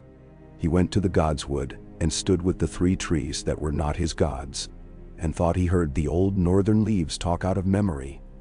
But it was only the fountain's small stream moving over stone and saying what water says. He found Arya in the long gallery, where Syrio Forel made soldiers from girls and boys with a wooden sword, and a way of speaking that made even Sansa laugh when she was not looking. Syrio moved as if the air were his accomplice. Arya moved as if she had found an enemy in herself and meant to unmake it. He watched them for a while and thought of all the ways men are wrong about the small. When he went to Sansa afterward, she was seated by a high window practicing her stitches with the kind of furious concentration some men bring to battle. Her needle made a small sound like rain. He told her the king would see her upon the morrow if he woke in a mood to be seen. She lifted her face, and the ready brightness there made him ache again in that place he had not named. After midnight, the castle lay as quiet as a house with a sick man in it. Men slept with their boots on, and swords were sheathed close by hands, and somewhere a rat learned a new way of finding a cheese that had been moved to defeat it. Varys came without sound to Ned's solar and stood until the shadows agreed he was there. The king sleeps upon a chair, he said softly. Some men sleep upon their honor. The queen is awake. Renly is not in his bed. Janos Slynt is with his men in the barracks below the armory, counting the cloaks to make certain there are as many as there are men. Lord Giles has discovered a column in a ledger that he insists must be reconciled with a memory from 3 years ago. And Pycelle has assured him the memory will do as a column until a scribe can make one. The night holds us all gently, for the moment. Then, Indy, you came to tell me to break the queen's door, Ned said. I came to tell you that a door will be broken, Varys said. and that if it is yours to do, you will have chosen the door. I have known men who prefer to break the wrong door so that it may be said they have never broken a woman's. The door is indifferent. It only wants to know who holds the key." "Who holds it?" Ned asked, tired. Varys's smile was almost kind. "Your hand does," he said. "And the hand of any man who thinks to catch your wrist and guide it." Ned dismissed him then with a motion that was gentler than he felt, and when Varys had gone he rested his head against the cool of the window frame and watched a torch gutter, and then lift again as if a man had remembered what his job was. He thought of Catelyn upon the road, and of Tyrion Lannister's small clever hands making a boy perhaps ride again. He thought of the boar and of Lancel's pouring and of the Queen's stillness, and of Renly's impatience, and of Stannis' absence, and of the mockingbird folded into linen. The day insisted on being the same shape and was not. In the morning Robert called for Ned again, with a voice thick with old triumphs. "Make it clean," he growled. "None of your gallant northern wind. When I die, see it done." His eyes were bright as if he had drunk a memory, and it had agreed with him. "You were always the cold one. Cold makes men honest." Ned nodded, because he could not speak and not lie. When he left, he wrote a letter. He wrote Stannis' name upon it, as if he were carving upon stone. He sealed it with the hand seal, and not with the great seal of the realm, because the great seal belonged to a man who still breathed. He sent the letter with Tamard, whose feet were slow but sure. A slow messenger can sometimes be a wise one if he is left alone to be slow. Throughout the city, the ripple of Littlefinger's absence kept making itself new. A moneylender changed the rate of his comforts by half a copper in the morning, and discovered that his afternoon came back to him slightly different. A brothel madam who had once been able to bring her tears to Baelish's shoulder, found that Lord Giles did not like tears, and preferred instead a cough to which he was addicted. In the wine sinks of Flea Bottom, men who had wagered with Littlefinger and never been paid on time swore they were relieved to be owed by a corpse, because a corpse never comes to your door to collect. In the kitchens, an old woman who had filled Littlefinger's trenchers with meat when he was young asked the sky a question, and found it did not answer. Jory Castle brought word that Renly had left the city at dawn with a company of 50 men, and no one had stood in his way. He went by the river gate and took the Rosby road. Jory said, "No one can say why, but I can say where." Ned sat with that, and he felt the house tilt again, and this time he set his feet wide as a man will when a deck tries to throw him. "Keep the men close," he said. "No one leaves the castle without my word. If Slint moves at night, wake me. If the Queen's people gather food and linen, wake me. If I sneeze, wake me, and bring a handkerchief." And now, Jory grinned quick and was gone. His quickness made Ned's stomach clench unexpectedly, and he stood a while staring at the door through which the man had passed. In the afternoon, Sansa was sent for to sit at the Queen's feet and be told about dresses as if dresses were banners, and could to be used to capture a man's castle. Cersei spoke of silks and Sansa thought of snow. Cersei spoke of matched emeralds, and Sansa thought of the way the light fell upon Winterfell's pool at noon. The Queen's hand stroked a length of Myrish lace as if petting a private beast. "When you are Queen," Cersei said, and Sansa almost smiled at the way the woman had forgotten to put the word, "if where it belonged. You must learn to wear power the way you wear a gown. Men must see their reflection in it, and like it." "Yes, your grace," Sansa said. "Do you know why the wolf is not a queen?" Cersei asked suddenly, and Sansa blinked. "Wolves are kings in the north," Sansa said loyally. "In the north," Cersei echoed, and looked out of the window toward all the directions that were not the north. "Queens rule in men's eyes. Kings rule in the space behind men's eyes. Do not let anyone tell you different." Sansa folded her hands tighter. Later, alone, she pricked her finger upon her needle and watched the bead of blood swell. It looked like the smallest ruby. She put it in her mouth as she had when she was 10, and tasted iron and grew angry at herself for being a child. The needle went in true thereafter, and the thread behaved, and she told herself she could be as carefully made as any dress. Arya, at the same hour. was being told by Sirio to become a leaf. The leaf moves where the water moves, little cat. The leaf does not tell the water to be a table. The leaf goes, and yet the leaf is still the leaf. Again. She moved, and somewhere far below them, men were gathering in a room where justice would be discussed by those who did not enjoy its taste. And Arya's wooden sword cut the heir's small arrogance and hurt nothing, and changed something, and she smiled without knowing why. That night Ned slept poorly, and dreamed. Finally, a dream that had no faces in it. Only doors. He stood in a passage with doors on either side, and each time he opened one, it looked back into the same passage with the same doors. And the further he went, the smaller the doors became, as if the house were teaching him to be a child at his own threshold. When he woke, he knew he had made himself tired thinking about the moment a man lifts the latch and becomes something else, and cannot explain to his son why. On the dawn after, the king bled again, and called for wine with the stubbornness of a mountain asking for clouds. And Pycelle argued with Cersei that the wine should be watered. And Cersei let the old man talk until he had bored himself into silence, and then told Lancel to do as she had said first. Ned stood long at the window and watched swallows stitch the sky with thread. No one sees until it is finished. At mid-morning he took quill and ink and wrote another letter. This one to Winterfell, telling Catelyn nothing and everything by the spaces between his words. He wrote that the city smelled of peach pits and blood. He wrote that he had seen both their girls that morning, and they had remembered him with their eyes, and with their mouths in different ways. He wrote that he had taken to walking upon the ramparts at night. Because the wind there was less dishonest. He did not write that he had thought of a door and of breaking it, and that he had not broken it, and that he did not know yet whether he had thereby saved honor or wasted a moment that would make itself into a rope later. Near sunset, a raven with Tamar's slow wings came back with its mouth empty and its eyes offended by the journey. Stannis Baratheon had not yet been found on the road.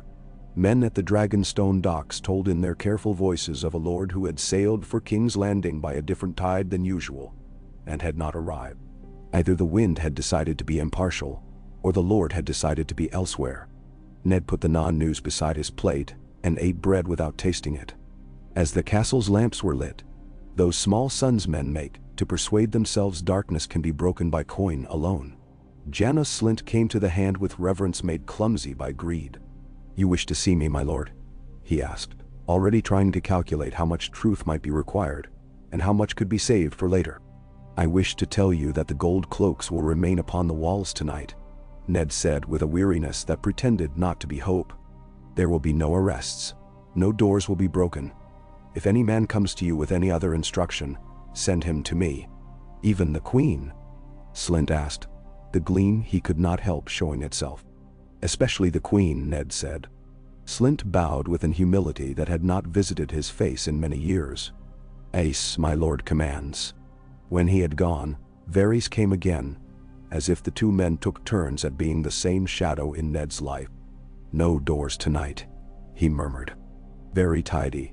Men will sleep who would have not slept. Men will wake more dangerous for rest. I will not drag children from their beds," Ned said. "No," Varys agreed. "You will permit the Queen to make a list, and tomorrow the list will be longer, and one day you will wake and discover your name upon a list that looked once as if it contained only other men's names." He spread his hands. "Perhaps I am wrong. It is possible. I was once wrong about the number of steps between my chamber and the kitchens, and paid for it with a twisted ankle. Benandi. Do you never grow tired, Lord Varys, of listening to your own warnings?" Ned asked, not unkindly. "The world cannot be made of nothing but narrow escapes." "The world is made of narrow escapes," Varys said. "Every child is born of one. Every dinner survives the cook by one. Every king's life is a narrow escape from every other man's ambition. It is not a complaint. It is a profession." Though Ned did not answer. He went out then to the ramparts, because the breath of the sea had become a habit. And there he found Jory Castle standing with his hands upon the stone and his eyes on the dark that was trying to learn the city's outline by heart. They stood a while without words, two men who knew that words at night are often too heavy to carry. And when they parted, Ned reached and gripped Jory's arm, hard once, and Jory nodded with an acknowledgement that had the shape of a vow. Far away, on the road that ran like a vein through the land, Tyrion Lannister rode under stars and did not sing because he was not a fool. The sellsword with the patient eyes kept pace without breathing hard. "You could have been in a cell tonight," the sellsword observed, eventually, not critically. "Many nights could have ended in a cell," Tyrion said. "I count cells like some men count sheep to sleep."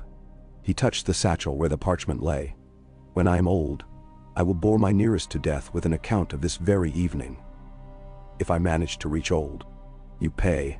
I keep you from dying between here and there," the sellsword said.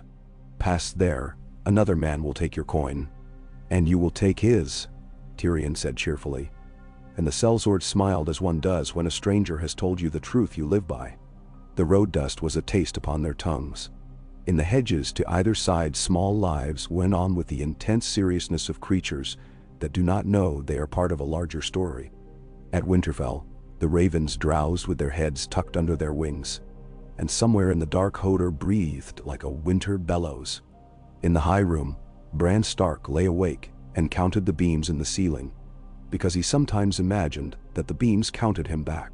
He had had a dream of running and woke not sorrowed by it, but curious. He did not tell anyone. Men are not always kind with wonder. The city slept, or pretended to. Trained soldiers do not sleep, but pretend to rest. Queens do not sleep. They plan with the lids closed. Eunuchs do not sleep. They listen harder. Small folk sleep because they must wake to work. Somewhere in the keep, a candle went guttering and died, and the small curl of smoke from it wrote one black line upon the ceiling, before disappearing into the stone without leaving a mark. Dawn came hard and honest. The king breathed and then did not. The cry went up first from a girl with a basin, and only then from a man whose job it was to carry such cries in his lungs. The castle took the cry and made it into many cries, because this is what castles do. Cersei sat very still for a moment, and then, not still at all. Pycelle wept as if the tears had been waiting just inside his eyes for years and had lost their patience at last. Joffrey stood with his mouth set as if the shape would become him if he kept it long enough. Tommen cried as if he were a boy. Myrcella put her hands together as if perhaps the gods liked little proper things. Ned Stark walked into that chamber as if the floor were a winter river, and he must test each step. He took the will as if it were a sword and read it, and found his own name written in a way that made it weighty.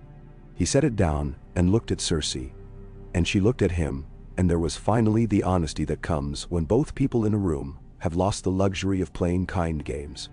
She did not move as he said very gently, "Send for Stannis," and she smiled very gently and said nothing at all, which was the loudest answer he had heard in years. Wow. Ha. The Iron Throne had its own light in the mornings, something in the way the thin sun crept across its edges and made 100 small teeth into a mouth. On the day they carried the dead king's name out of his chamber and gave it to the mouths of heralds, that light seemed harder. Women watched from galleries with their hands hiding their rings. Men stood at quiet attention and let their faces be masks, the way the city required. The hush that filled the hall was not reverence.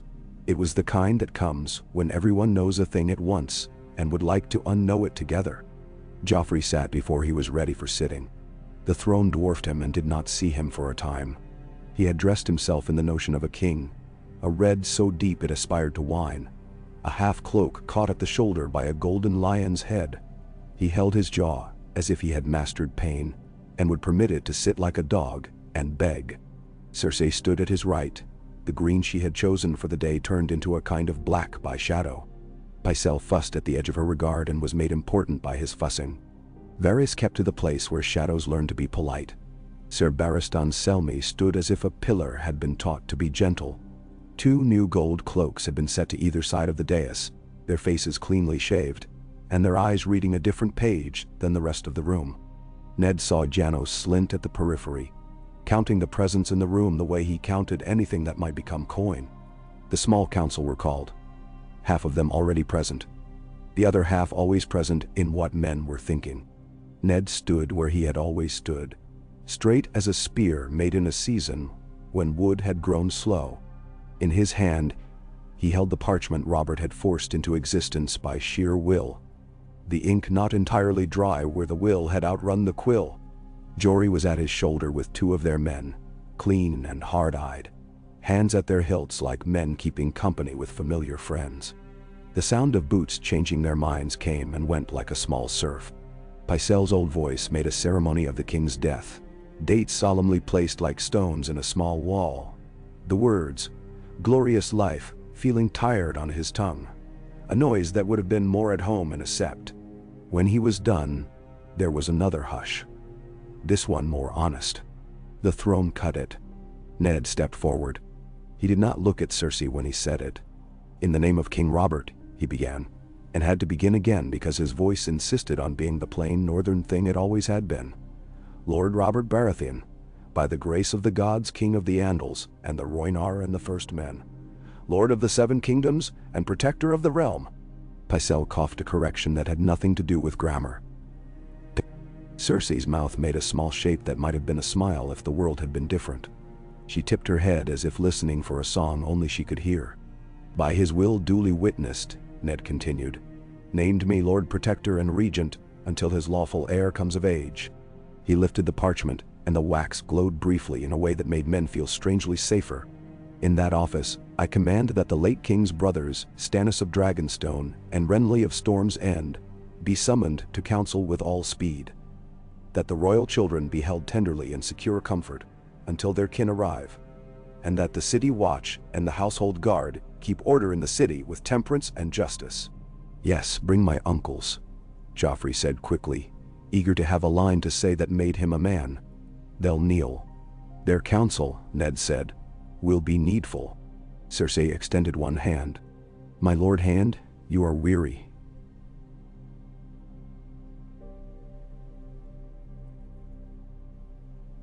She said softly, as if bedclothes had anything to do with law. "Set down your duties for a day. Grief makes a poor regent." She did not hold out her hand for the parchment.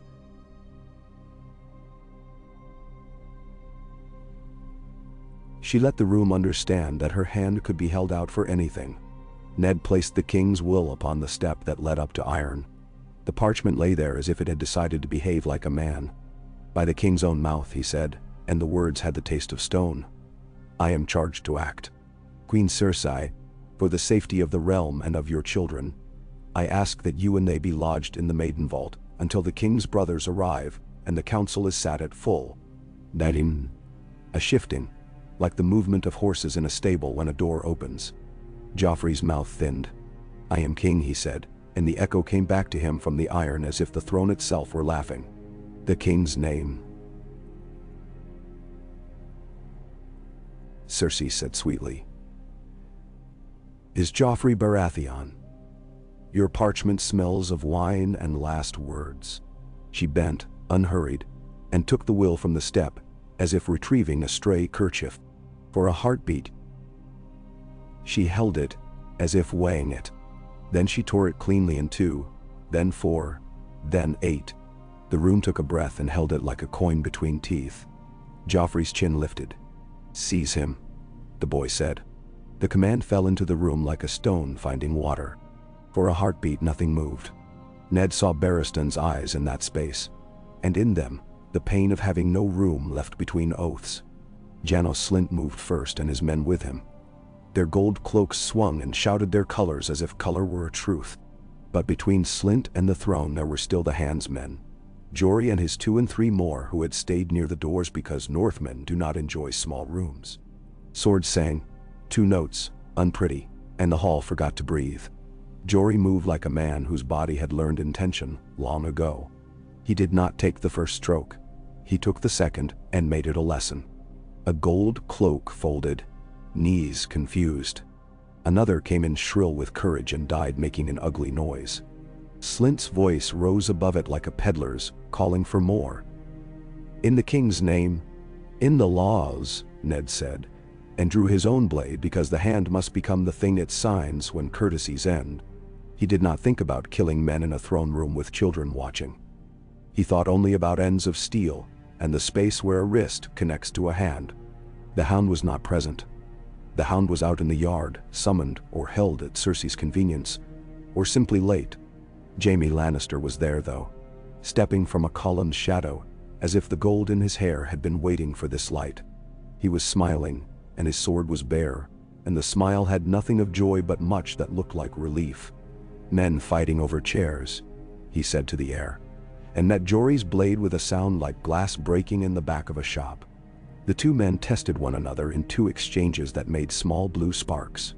Ned saw the moment Jaime's face forgot to smile and became concentration. The quick narrowing of the eyes that had made a name for him long before he had made any choice that mattered.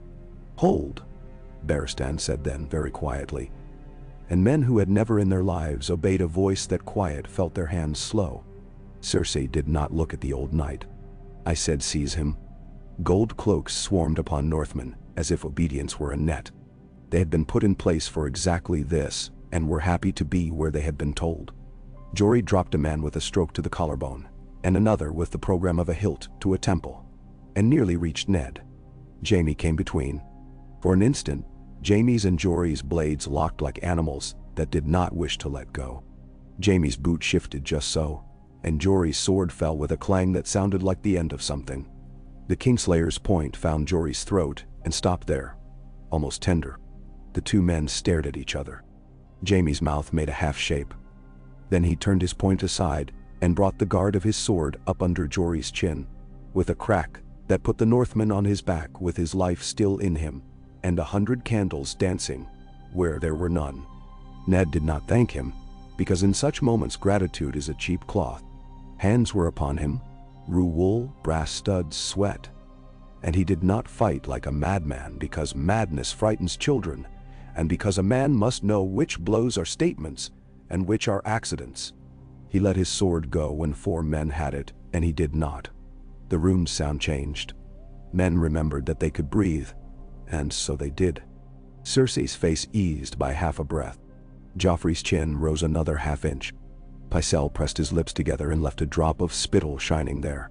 "In the name of King Joffrey," Cersei said, the ease in her voice pure theater, "Lord Eddard Stark is charged with treason." "With obeying the king's will," Ned said, because he could not keep the alive thing of truth quiet in him even now, "and will be confined until such time as the king's mercy can be stirred." She looked to Janos Slynt as if to say, "I have given you your moment. Do not spoil it." She looked to Barristan, and the old man stood like a man who has learned to be used by all, and has discovered there is a vacancy inside him where a simpler man would keep rage. "Sir Barristan, you will escort the Lord Stark to a secure chamber. No hurt must come to him. He is, after all, a guest of the king." The mockery was very gentle. Barristan inclined his head. He did not look at Ned as his hand erected this guard, and that, as if placing chairs in a room before a dinner. Jaime wiped his blade on a cloth a man sprang to hand him before he needed it. He did not meet Ned's eyes either. Jory, groggy and proud as a kicked hound who has not learned to stay down, tried to rise and found 2 hands on his shoulders that he decided to honor with stillness. Blood ran down his neck around the bruise rising to meet it.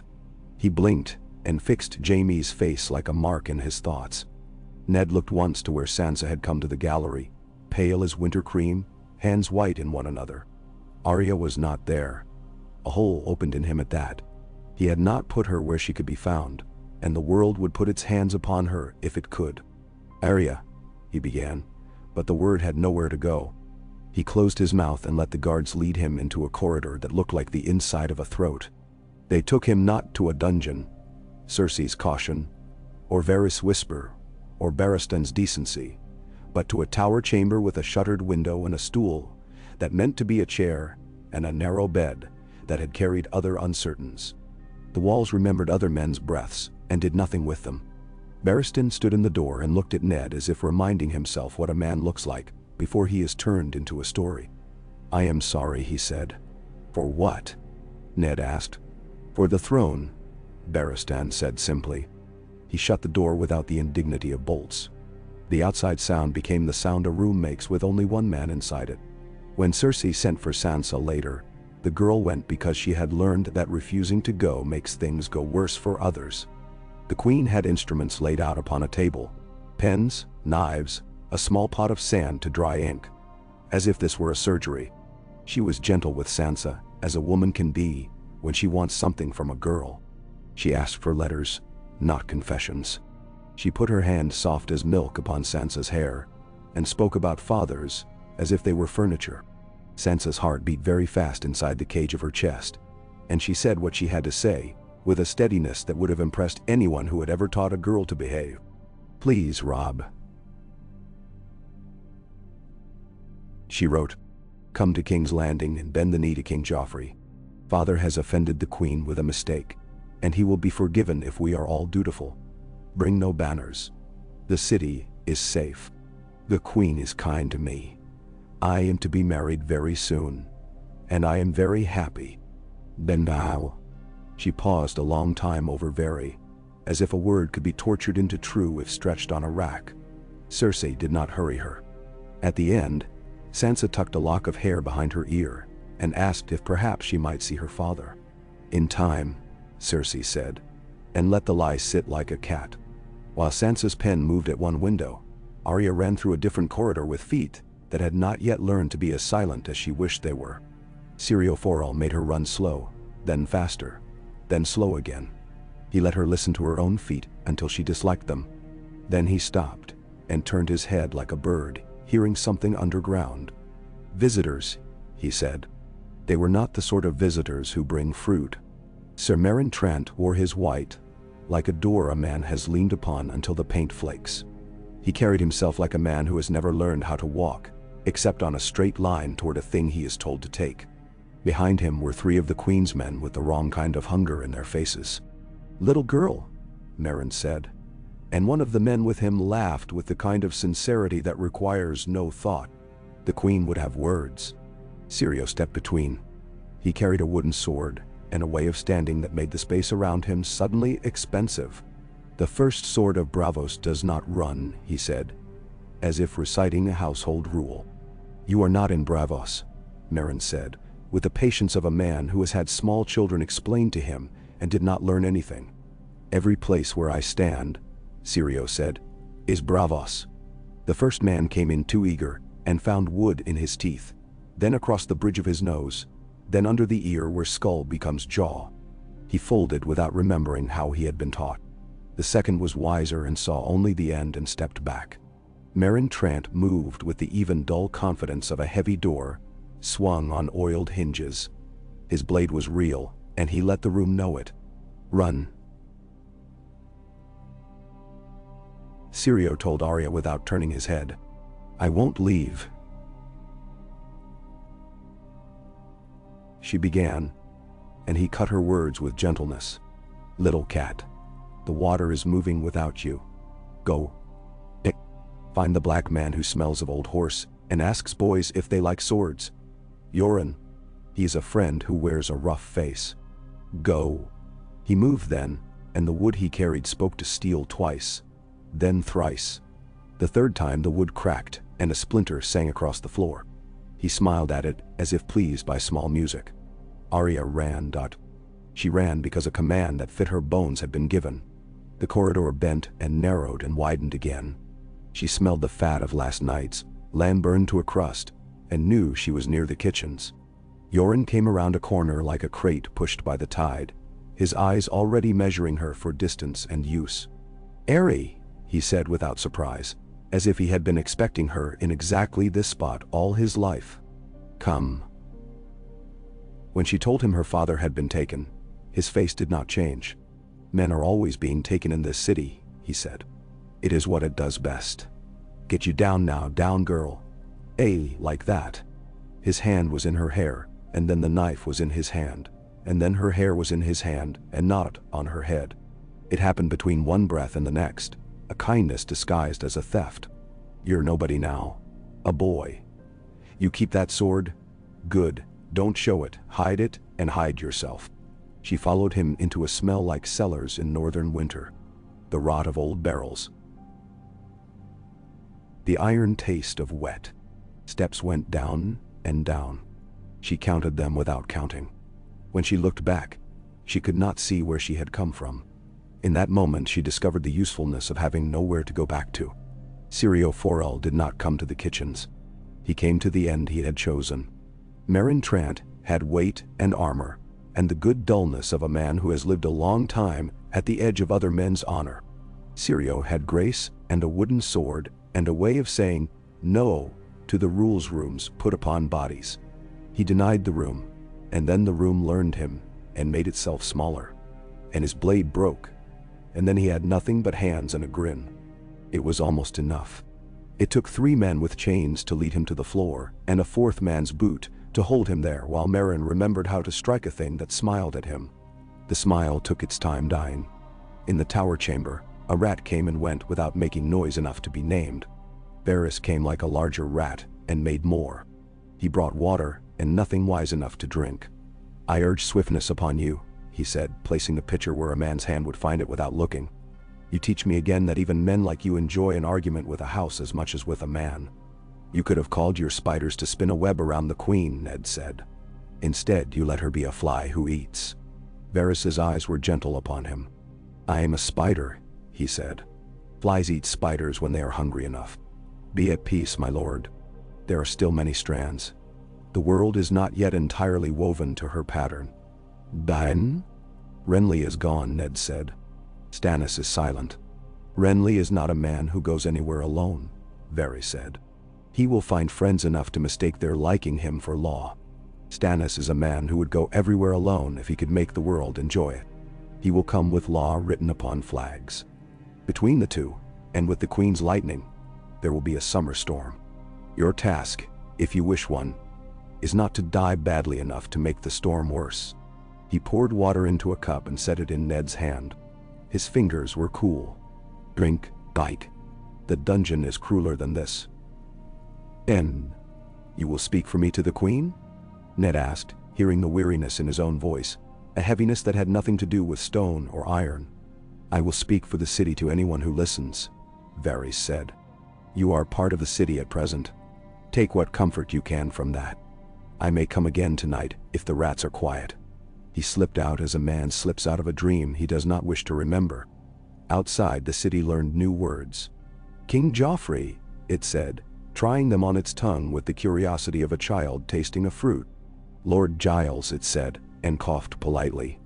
"Lord Protector," it said, and looked around to see to whom the words might fit now that the man who wore them had been placed upon a shelf. Janos Slynt had a new ring and a new opinion of himself. He walked the barracks like a man in a play who has finally been given a speaking part, and will not leave the stage.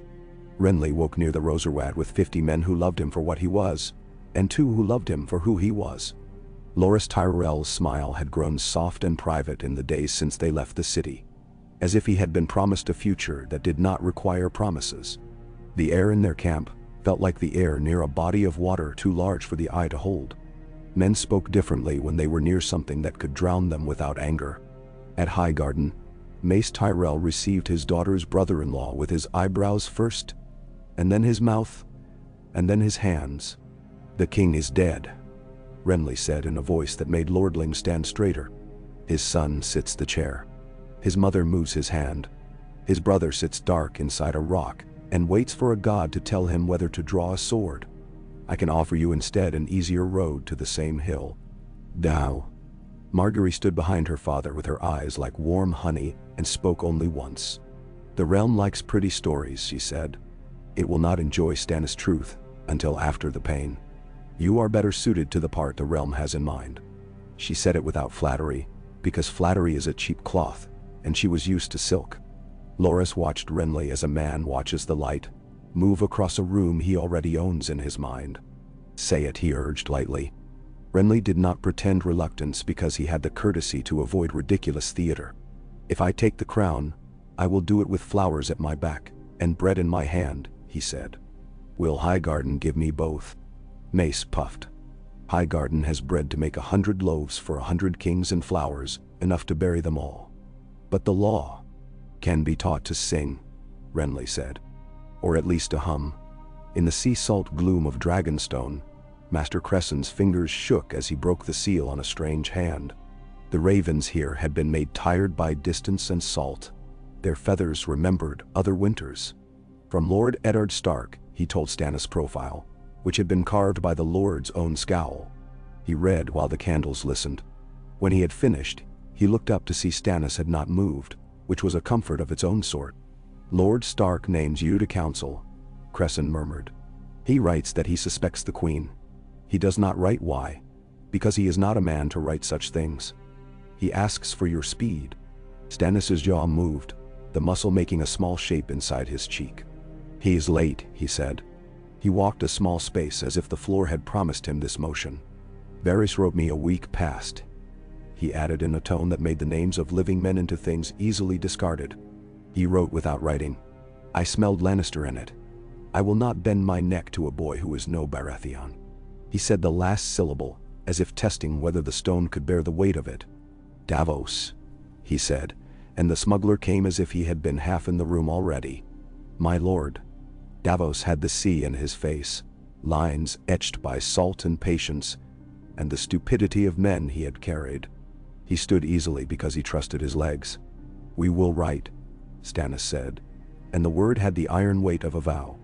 To every lord who can read, and to those who cannot read we will send a man with a mouth. We will write what is true and send it in daylight, so no man can pretend he did not see it. We will not sell our honor for speed. He looked toward the unseen city across leagues of water and habit. And we will watch how many men prefer convenience to law. Then we will count, and the number will be a map. Cresson's eyes went to the red woman at the hearth, as if she were a fire that had grown beyond its proper size. Melisandre warmed her hands as if she had no memory of other warmth. Light is coming, she said with the certainty of people who never tire of their own certainty. The night, that is to be, is already begun. Night has nothing to do with chairs, Stannis said. Chairs have to do with men. He did not look at her again. Cresson breathed out a relief that embarrassed him. North. The air remembered the taste of frost. Winterfell received ravens like stones put into a pocket one by one until the garment hangs wrong. Robb Stark read Sansa's letters with a face he kept still, because men now watched his face for permission to be alive. He smelled the quill's cramped scratch, the queen's perfume moving through the words. He took the message that came that afternoon from Van Poole with both hands. Your father is confined. The king is dead. Poole did not add pity to the words because he did not presume. Maester Luwin stood with his chain singing its tiny metal song against his breast. We may send men, he said, but men sent are not men returned. We may stir banners, he said, but banners once shaken do not like to be quieted. Or we may write politely and wait to be ignored. Catelyn came into the hall like weather. Travel had drawn her face into the cleaner lines grief chooses. She carried no sentiment in with her. She had left that, at the crossroads, with a singer too fond of his own voice, and a set of bones rattled by men with poor manners. He is taken, she asked, and Robb nodded, and the shape of the hall changed because Mother had arrived, and men will tilt when that happens. She listened as Luwin listed options dressed as cautions, and looked at her son when he stood and put his hands flat on the table. The hands were Eddard's hands coming through a boy. His voice surprised her with its newness. We do not ride to bend any knee but father's, Robb said. He glanced at Theon then, quick, as if expecting a jeer that did not come. Theon smirked, because smirking is oil for a boy who would like to be fire, and is not permitted. We will send, Robb went on, and Luwin's head inclined, pleasantly surprised that the boy would use his mouth before his feet. We will send words to every lord sworn to Winterfell and tell them to ready. Ready is not ride. Ready is a quiet noise. If father is freed without our having pebbles in our boots, then we will take them out and be glad. Eddie. And if he is not freed?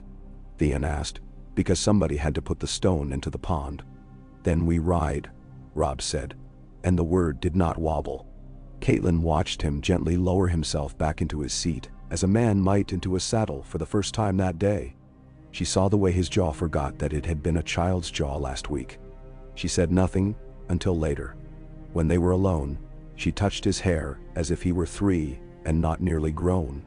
"Your father will be proud," she said, which was the sentence a mother is allowed to say when all other sentences are knives. Tyrion Lannister came to Winterfell out of a pale dawn that tasted of pine and the underside of a coin. He rode with 2 men whose names he had misheard on purpose, and a third who had no name he would give. The courtyard turned its head, curious as cattle. Catelyn Stark met him there because she had chosen to forgive the dwarf the shape of his father's shadow, until some god or man forced her to change her mind. She thanked him for parchment that had made her a different mother, and he accepted the thanks as if he had paid a debt. "I hope your boy is too stubborn to despise a contrivance," he said. Then he saw Bran at the far end of the yard, high upon a saddle with wings of leather rising to scoop him, legs laced into stirrups with careful ties. The boy's face was winter morning, bright and thin, and scraped of sleep. He held the reins as if they had been drawn into his palms. Tyrion watched him move, and allowed himself one small private smile that had nothing clever in it. The wildlings came out of the tall grass like deer that had been taught to walk upright. Osha's eyes were the smart dark of women who have tasted too much wind. "We looked for a thing to eat," she said later, after the wolves had done introductions on her companion's behalf.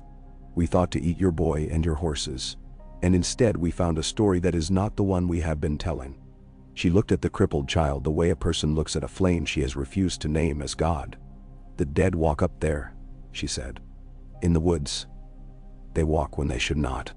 Lewin's chain made a discreet sound that said superstitions no, and listen yes. Tyrion listened also. His head slightly turned, because this was a different kind of city gossip, and might be worth more. "When men die," Osha said, "they become something you do not want in your house. They do not ask, they come." Theon snorted, and would have laughed if Robb had not looked at him like a hand placed upon a boy's shoulder, when a room must be taught to be serious. Later, Theon would laugh twice as much in the stables and say crueler things to a groom to make the laughter honest again. For now, he learned the shape of not laughing. Tyrion took his leave at sundown, because even polite wolves make a man want walls around him to sleep. "I would not presume to offer advice," he said to Catelyn at the gate, which meant of course that he would. "But if you are going to stir stones into motion, do not forget the size of the ones in the river. Your sister will not move hers. Your father, if he must, will move all in his reach. Men in the west will pretend the river has changed course, and call it a blessing. The queen will turn stones into bolts. My father will look for a bridge no one else sees. The man in the south on his pretty horse will try to make the stones sing, and the man in the east—" He paused and smiled and shook his head. "No, he will count cups." He bowed, and the bow was careful and not poor. "I would prefer not to fight you. It is dull to fight people who tell the truth." He went then, and the road took him in, and men in the yard shook their heads at the dwarf who acted like a hammer.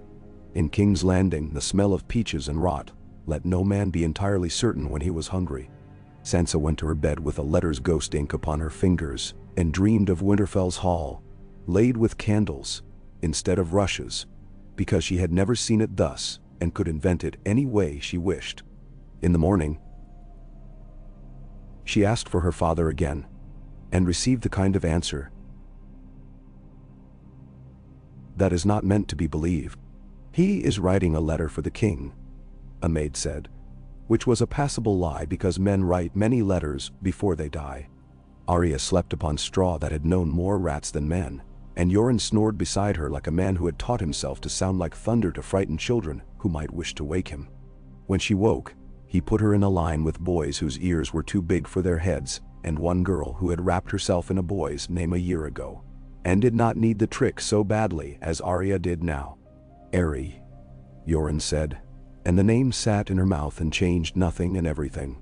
"If you open your mouth before we're out the gates, I'll tell men you're a runaway from a brothel, and you'll have to work to prove yourself different." Arya shut her mouth and kept it. She listened to hot pie mention pies twice in every sentence, and to Gendry answer like iron being struck, once true. She watched a city wake to its new king and not enjoy the taste and pretend to. At the river gate, Janos Slynt's men counted heads, and let them through because they were too many and too unimportant to be a problem for men who preferred problems that came with purses. The river widened ahead and became a promise and a threat, which is what rivers like being. They were a day out before Arya let herself think of her father as anything but a name. When she said the word aloud, it was inaudible even to her. She kept her sword in her bundle, and her mouth closed, and her eyes open, and learned how to be small among small boys. When she lay down at night, she pressed the wooden hilt against her breastbone, and it felt like the only honest thing in a world that ate honesty with knives and napkins. Below the Red Keep, where the stone remembers water more than men, Varys' voice came to Ned like the sound of a chair being moved in a room you thought empty. "They will ask you to confess," he said. "They will promise you mercy for it." Mercy is a word the Lannisters define anew for each person they feed it to. But the city does not wish you dead. The city wishes itself unburned and fed. If you can speak in a way that allows the one and suggests the other, perhaps we will see a day that is only ordinary. There. Confessed to treason, Ned said, and it amused him to hear the word treason in his own mouth, because it had always sounded to him like something in other men's mouths. To say what is not true. The truth is the most dangerous thing in a city of men who do not wish to hear it, Varys said. I counsel untruth as a bandage. Sometimes a bandage is a better physician than a knife. I am sorry, my lord. I would have you to winter. I am selfish that way. Then? Ned thought of Arya's hair falling, of Sansa's perfect posture bent by a kindness that had a blade inside it, of Robb's hands and of Jon, upon a wall of ice far away, writing letters that told pages of night in a handwriting learned from a maester who had never seen a place so cold. He thought of Bran upon the saddle that had learned him and him it. He thought of Catelyn's eyes when she was 20, and when she was 35, and how they had never learned to lie to him, even when lying would have saved them both a wasted quarrel. I will think on what a bandage is, he said finally. Varys nodded, a small dip, and the candle threw a brief gleam upon the smoothness of his head like the memory of water. Go. Dot. And drink the water I bring. There are men in cells nearby who would kill to be thirsty as you are. He went out as if the door were his mother's hands. On the same day that Varys counted steps, Renly counted allies. The Tyrells found they enjoyed the sound of their names spoken in a room that wanted things from them. The Reach will not move for a cause it cannot eat, Mace said. And Loras hid his smile because he trusted his sister to make poetry of his father's hunger. Margaery offered rings that meant more than they looked, each one a future obligation disguised as ornament. Renly put them on one by one and found that his fingers looked more like a king's fingers each time. When ravens went out from Highgarden, they sounded almost like birds in men's mouths. Too cheerful, too bright. At Dragonstone, Davos watched Melisandre's eyes reflect a fire that was not wholly in the grate, and thought of the dark beneath ships. You are not the sort of priest I am used to, he told Cresson in a low voice when the Red Woman left. Nor she the sort of woman I am ready to swear by. Nor I, Cresson said. And the old sorrow in him rose again like a tide that will come whether a man is ready or no. He went to Stannis and told him that letters had been sent, and Stannis grunted and asked whether the ink had been mixed with blood as his brother would like. No, Cresson said. Only with the salt of this place. Stannis nodded as if that were a kind of sacrament. Cersei watched all of this from the center of her web, and found some of it amusing, and more of it tiresome. She walked the hallways with a band of Lannister red humming like a thread around her, and had Tommen's curls cut, because children must be reminded they are not their hair. She picked out rings for Myrcella that would draw the eye away from the ears Joffrey disliked. She listened to Pycelle agree with himself, until he fell asleep in a chair, and then had him awakened gently so that he could continue being useful. She smiled at Janos Slynt often enough that he believed he had cause to be proud. She spoke little with Jaime because words with him were like drinking wine before noon. They made the day friendly, and then treacherous. Stannis will write letters, she said, as if counting fleas. Renly will write songs. The old men will count their cups. The boy in the north will call dogs by names and think that is war. She looked to Joffrey, where he tried to look like a statue of a king a child had made in his mind. Be cruel if you must, but be quick. Men will forgive almost anything done in an afternoon. They do not forgive a thing that takes up their week. Joffrey turned his head as if he enjoyed the feel of his collar against his neck. "I want his head," he said of Ned, as if asking for a peach out of season. "What is the good of a king if he cannot have what he wants? The good of a king." Cersei said, soft as milk again, "is that he learns when to want and when to wait." He frowned and did not like the lesson. Lessons must be disguised as someone else's victory, or else the boy will spit them out. She kissed his forehead and tasted salt. She bought more guards and told herself she would not need them. She let Varys speak until she wished to put fingers in his mouth and pull out the words like a string. She did not. Ned let time become the thing a room becomes when a sick man sleeps in it. He measured it by the scrape of a dish, the turning of a key, the thickness of dust on a windowsill he could not see. He spoke little to the man who brought him bread, because bread mutes men. He prayed, not with words for a god, because his gods did not live in these trees, but with the shape of patience men keep when they want to be someone their sons can remember without flinching. When Varys came on the third night, with a story about the queen being tempted by mercy, and the people wishing not to see a good man shredded for the sake of a pretty boy's mood, Ned said, "Bring me my daughters." "I can bring you one perhaps," Varys said. "The other has already gone beyond where my men prefer to walk." Gone. Ned felt the fist of fear hit him in the stomach, and for a moment he was winded by his own love. "Where?" Varys spread his hands. "Away. With a wall for a mouth, and a man with a nose for boys and lies. It is safer than here. Safety is not virtue, but it is often the better cousin." "No." Ned sat down because standing would have been an argument with a room, and he had few left in him. "Then bring me Sansa," he said, and heard in his voice a plea he could not shave away. "Let me see her once." "I will try," Varys said, which was the single most honest thing he had said in Ned's presence. In the yard, under a mild sky that pretended to be a different country's, Sir Barristan watched a boy practice cuts with a sword far too heavy for him. The boy was prince and king now, and the sword would never grow lighter. Barristan's hands remembered better days with a clarity that did not comfort him. Jaime Lannister came to watch and stood with his weight upon one hip like a man at a club, and said nothing. The two white cloaks were made smaller by what had been set upon them. "You spared a man in the throne room," Jaime said eventually. "So did you," Barristan said. "Not the same man," Jaime returned, and smiled thinly. "Have we learned anything?" "That we are old," Barristan said, "and that the realm has grown too complicated for men like us to do it good." Jaime leaned his head back as if begging the sky to agree. "Was it ever otherwise?" he asked, and when the sky had no answer, he laughed as if that had been the answer he expected. Sansa came to Ned in the evening, overdressed for the hour, as if the weight of silk could make a room kinder. The guard stood with his back to them and made a pretense of being stone. Ned took his daughter's hands and found them cool and damp. She told him about dresses because girls speak of the thing put in front of them when the room wants to talk of something else. He told her that he loved her, which was not a word they had used often in the north because it is very cold and words like that can crack. But they had brought it south and its brittle sound made them both blink. "You must be brave," he said. "Braver than a story." "I can beg," Sansa offered, desperate to be useful. "You have begged enough," Ned said gently. "You must stand now and be soft. Softness is harder than men admit." He would have said more, but the guard in the doorway coughed the polite cough of a man who does not wish to admit he has heard love being spoken.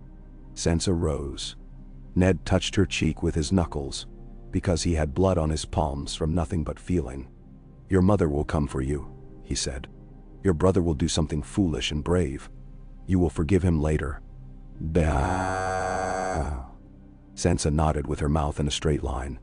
She did not ask about Arya because the fear of a question is worse than the knowledge of its answer. She went out with the perfect posture of a girl carrying a tray of cups. In the corridor, she bent and put her head against the wall and let the stone cool her brow until the guard cleared his throat again and reminded her that the world liked to be seen moving. At Winterfell, Ravens clattered down and up again like dice in a cup. And Robb learned to sleep standing when a man with a mouth full of news needed a table to speak at. The banners were brought down from their pegs and aired and smelled of old summers. Men whose grandfathers had learned to make the wolf's head snarl properly on cloth looked at their work and thumped it with pride. Great John Umber sent a message that was more like a punch. He would come with all his men, and if anyone asked him to make quiet, he would eat them. Roose Bolton's letter came folded and neat, and said everything and nothing at once. "We are ready," it said. "We await your word." The sigil's flayed man smiled its unpleasant eternal smile. Caitlin ran her hand along the banister of the great stair, and remembered the day she had come to Winterfell a bride, young and resentful of cold, determined to be a good wife.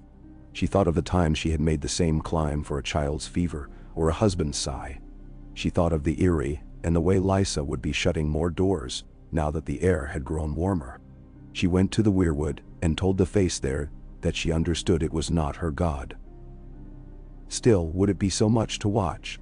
The leaves stirred as if children had run beneath them. Tyrion crossed the winter town and found it different than he remembered, because everything is different when men listen to the air for news. He slept in a bed whose legs had been shortened to take a cheap lean out of the mattress, and he dreamed of a chair made of swords and of a boy who would grow into a man who would not. In the morning, he went to the yard and found Bran upon his contrivance again, moving like a new thought in an old book. "You'll ride to the wall yet?" Tyrion said. And Bran's laugh startled him, because he had not yet learned the sound of this boy's joy.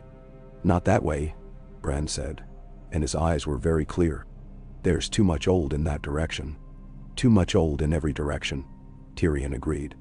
And he did not like the way his own voice had become a sort of truth-teller for him. He headed south then, toward a capital he did not love, and a father he loved as a man loves a cliff that has taught him about gravity. The days between an old king and a new kind of kingdom are days when the world pretends to be made anew each morning. The bread in the baker's shops was the same bread, and yet men tasted it for omens. The river ran as it has always run, and yet boatmen swore it pulled harder toward the sea if you did not watch it. The sun crossed the sky, and some men said it went faster to avoid seeing what men were doing. The thrush in the arbor tried again for the same 3 notes and got 2.5, and was content. The morning they led Ned Stark into the great sept, the bells sounded as if a child had been allowed to ring them. The city came in because cities come in for spectacles. They cannot help themselves. Sansa was led to the front with hands that were gentle and a gaze that was not. Cersei had dressed in white, because white makes a better frame for mercy. Joffrey had a face carved into king. Pycelle stood at a distance that let him nod without being consulted. Varys watched from behind a pillar and rehearsed possibilities, and killed them quietly when they made too much noise. Ser Barristan kept his place and had a look in his eyes that made the gold details on his breastplate seem like an apology. Janos Slynt had arranged the gold cloaks like flowers in pots. 1 here, 3 there, a bright line where a door might open. The Hound was at Joffrey's side with the look of a man who had eaten too recent a memory.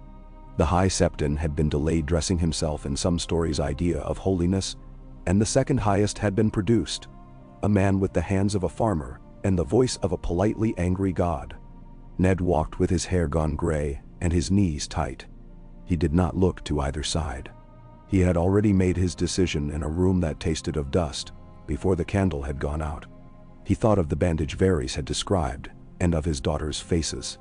He thought of the north with its patient roads and its small honest fires. He thought of the boys in Winterfell's yard, whose laughter he had taught to be sword-sure. He felt shame and did not find it bitter, only human. When they set him before the sept steps, he looked at the stone, and it looked back, and did not change. He spoke clearly because anything else would be less than a man. He said the words men had put into his mouth, and he made them his own only by the steadiness with which he said them. "I have conspired against the realm," he said, and those who knew the taste of truth flinched. "I have wronged the king and his good queen. I submit to the mercy of the crown. Now..." Sansa made a sound that would haunt her in sleep for years, if sleep came. Cersei's hand on Joffrey's arm pressed gently, an audience's cue. The crowd made a noise like the sea, and then became quiet in a way that was worse than the noise. The boy king stood. He had practiced this. "Mercy," he said, and the word in his mouth was a toy he had already broken in his room and glued together. "I will give him the king's mercy." He lifted his hand as a boy lifts his first hawk and enjoys the weight. Two men moved with a rope, because the city enjoys simple symbols. Cersei was still as a painting at that moment, beautiful as a throttled lie. Sir Barristan took a step, as if the floor had become uncertain. Varys closed his eyes, not pious but tired. Pycelle dabbed at the corner of his mouth and found that the spittle had changed sides. Janos Slynt smiled with a new ring on his finger and thought about the chair he would purchase for his wife, because it would make a statement. It happened quickly because the city prefers blood to be quick. Ned Stark looked up once to where the sun was a pale coin behind the Sept's great window and thought of snow bright as new wool. He thought of a weirwood's face. He thought of a girl with a wooden sword and a boy upon wings. He thought of a woman who had once been a Tully and had learned to be a Stark and had been both better than she felt. He bowed his head because a man must sometimes be the last gentleman in a room, even if no one knows it but him. The rope did what it was asked to do. The city cheered because cities cannot stand to be left out of anything. Sansa fainted without ceremony and woke on a bench with a girl she did not know fanning her with a hand that had never held anything of value. The girl's eyes were kind and stupid and saved Sansa from choking on her own tongue. Cersei stood above and said something about strength and duty and marriage, and the words fell like dry petals. Joffrey laughed and smiled at the crowd as if it were his parent. The bells rang as if the city had been christened and not blooded. Far from the Sept, in a cart that smelled of onions and boys and fear, Arya heard the bells too. Yoren's hand clamped upon her wrist like a shackle that loved her. He did not tell her what they said. He looked out at the road instead, and the way it went forward with a calm that men seldom have. When she fought the hand did not fight back. It simply existed, stubborn as a root. She leaned against the side of the cart and let her head bump wood, with the rhythm of a road that will be the same tomorrow. Later, when night came and a boy snored and Hot Pie whimpered in his sleep, she put needle in her hands, and for a long time she did not move at all, as if stillness could be a blade too. At Winterfell, Catelyn took the raven's words in both hands and let them break her. Robb read the same words and did not break. He burned and was made brighter and colder. The hall carried their differences like torches. The wolf's banners came out and their cloth mouths opened. "Call them," Robb said. "Voice a thing born in the moment you have nothing left to call upon but your fathers. All of them. We ride." He did not shout. He did not need to. The great Joan's laughter was heard 3 castles away. The Karstarks sharpened spears with a purpose that made their sons' lips go dry. Roose Bolton set his house in order with the quiet of knives put in drawers. The Manderleys sent fat letters and fatter men, and the doors at White Harbor groaned under the weight of what must pass through. Maester Luwin drew lines upon a map, and realized, lines do not contain grief. The heart tree in the Godswood bent under no wind, and yet its leaves moved, because in the north old things sometimes choose to stir when men finally remember to look up. Tyrion heard the news on the King's Road south of Moat Cailin, from a man who could not read but had learned to recite. He sat his pony while the story arranged itself inside him, and then he said something so quiet, even his sellsword did not catch it. "Well," he said louder then, "this narrows things." The road went on. They followed it, because men are bad at inventing new roads alone. In King's Landing, Cersei drank sweet wine and chewed carefully, because there was blood in her mouth she had decided belonged to someone else. Varys counted again, and found his count shorter. Renly put on a crown of green and gold, because it felt the way an afternoon should. Stannis sharpened a sword, and then sharpened an argument. And of the two, he loved the argument more. Sansa slept without dreams for the first time in weeks, and did not know why. Arya drew her blade beneath a moon so clean it could have been made new for her, and made a single cut in the air that might, with years, teach the air to be careful. The world drew breath, and did not let it out, because it had not yet decided whether to sing or scream. The river ran. The gods kept their faces. The Iron Throne collected dust upon 100 small knives, and in the deep places of the north, Something old turned over in its sleep and opened one eye.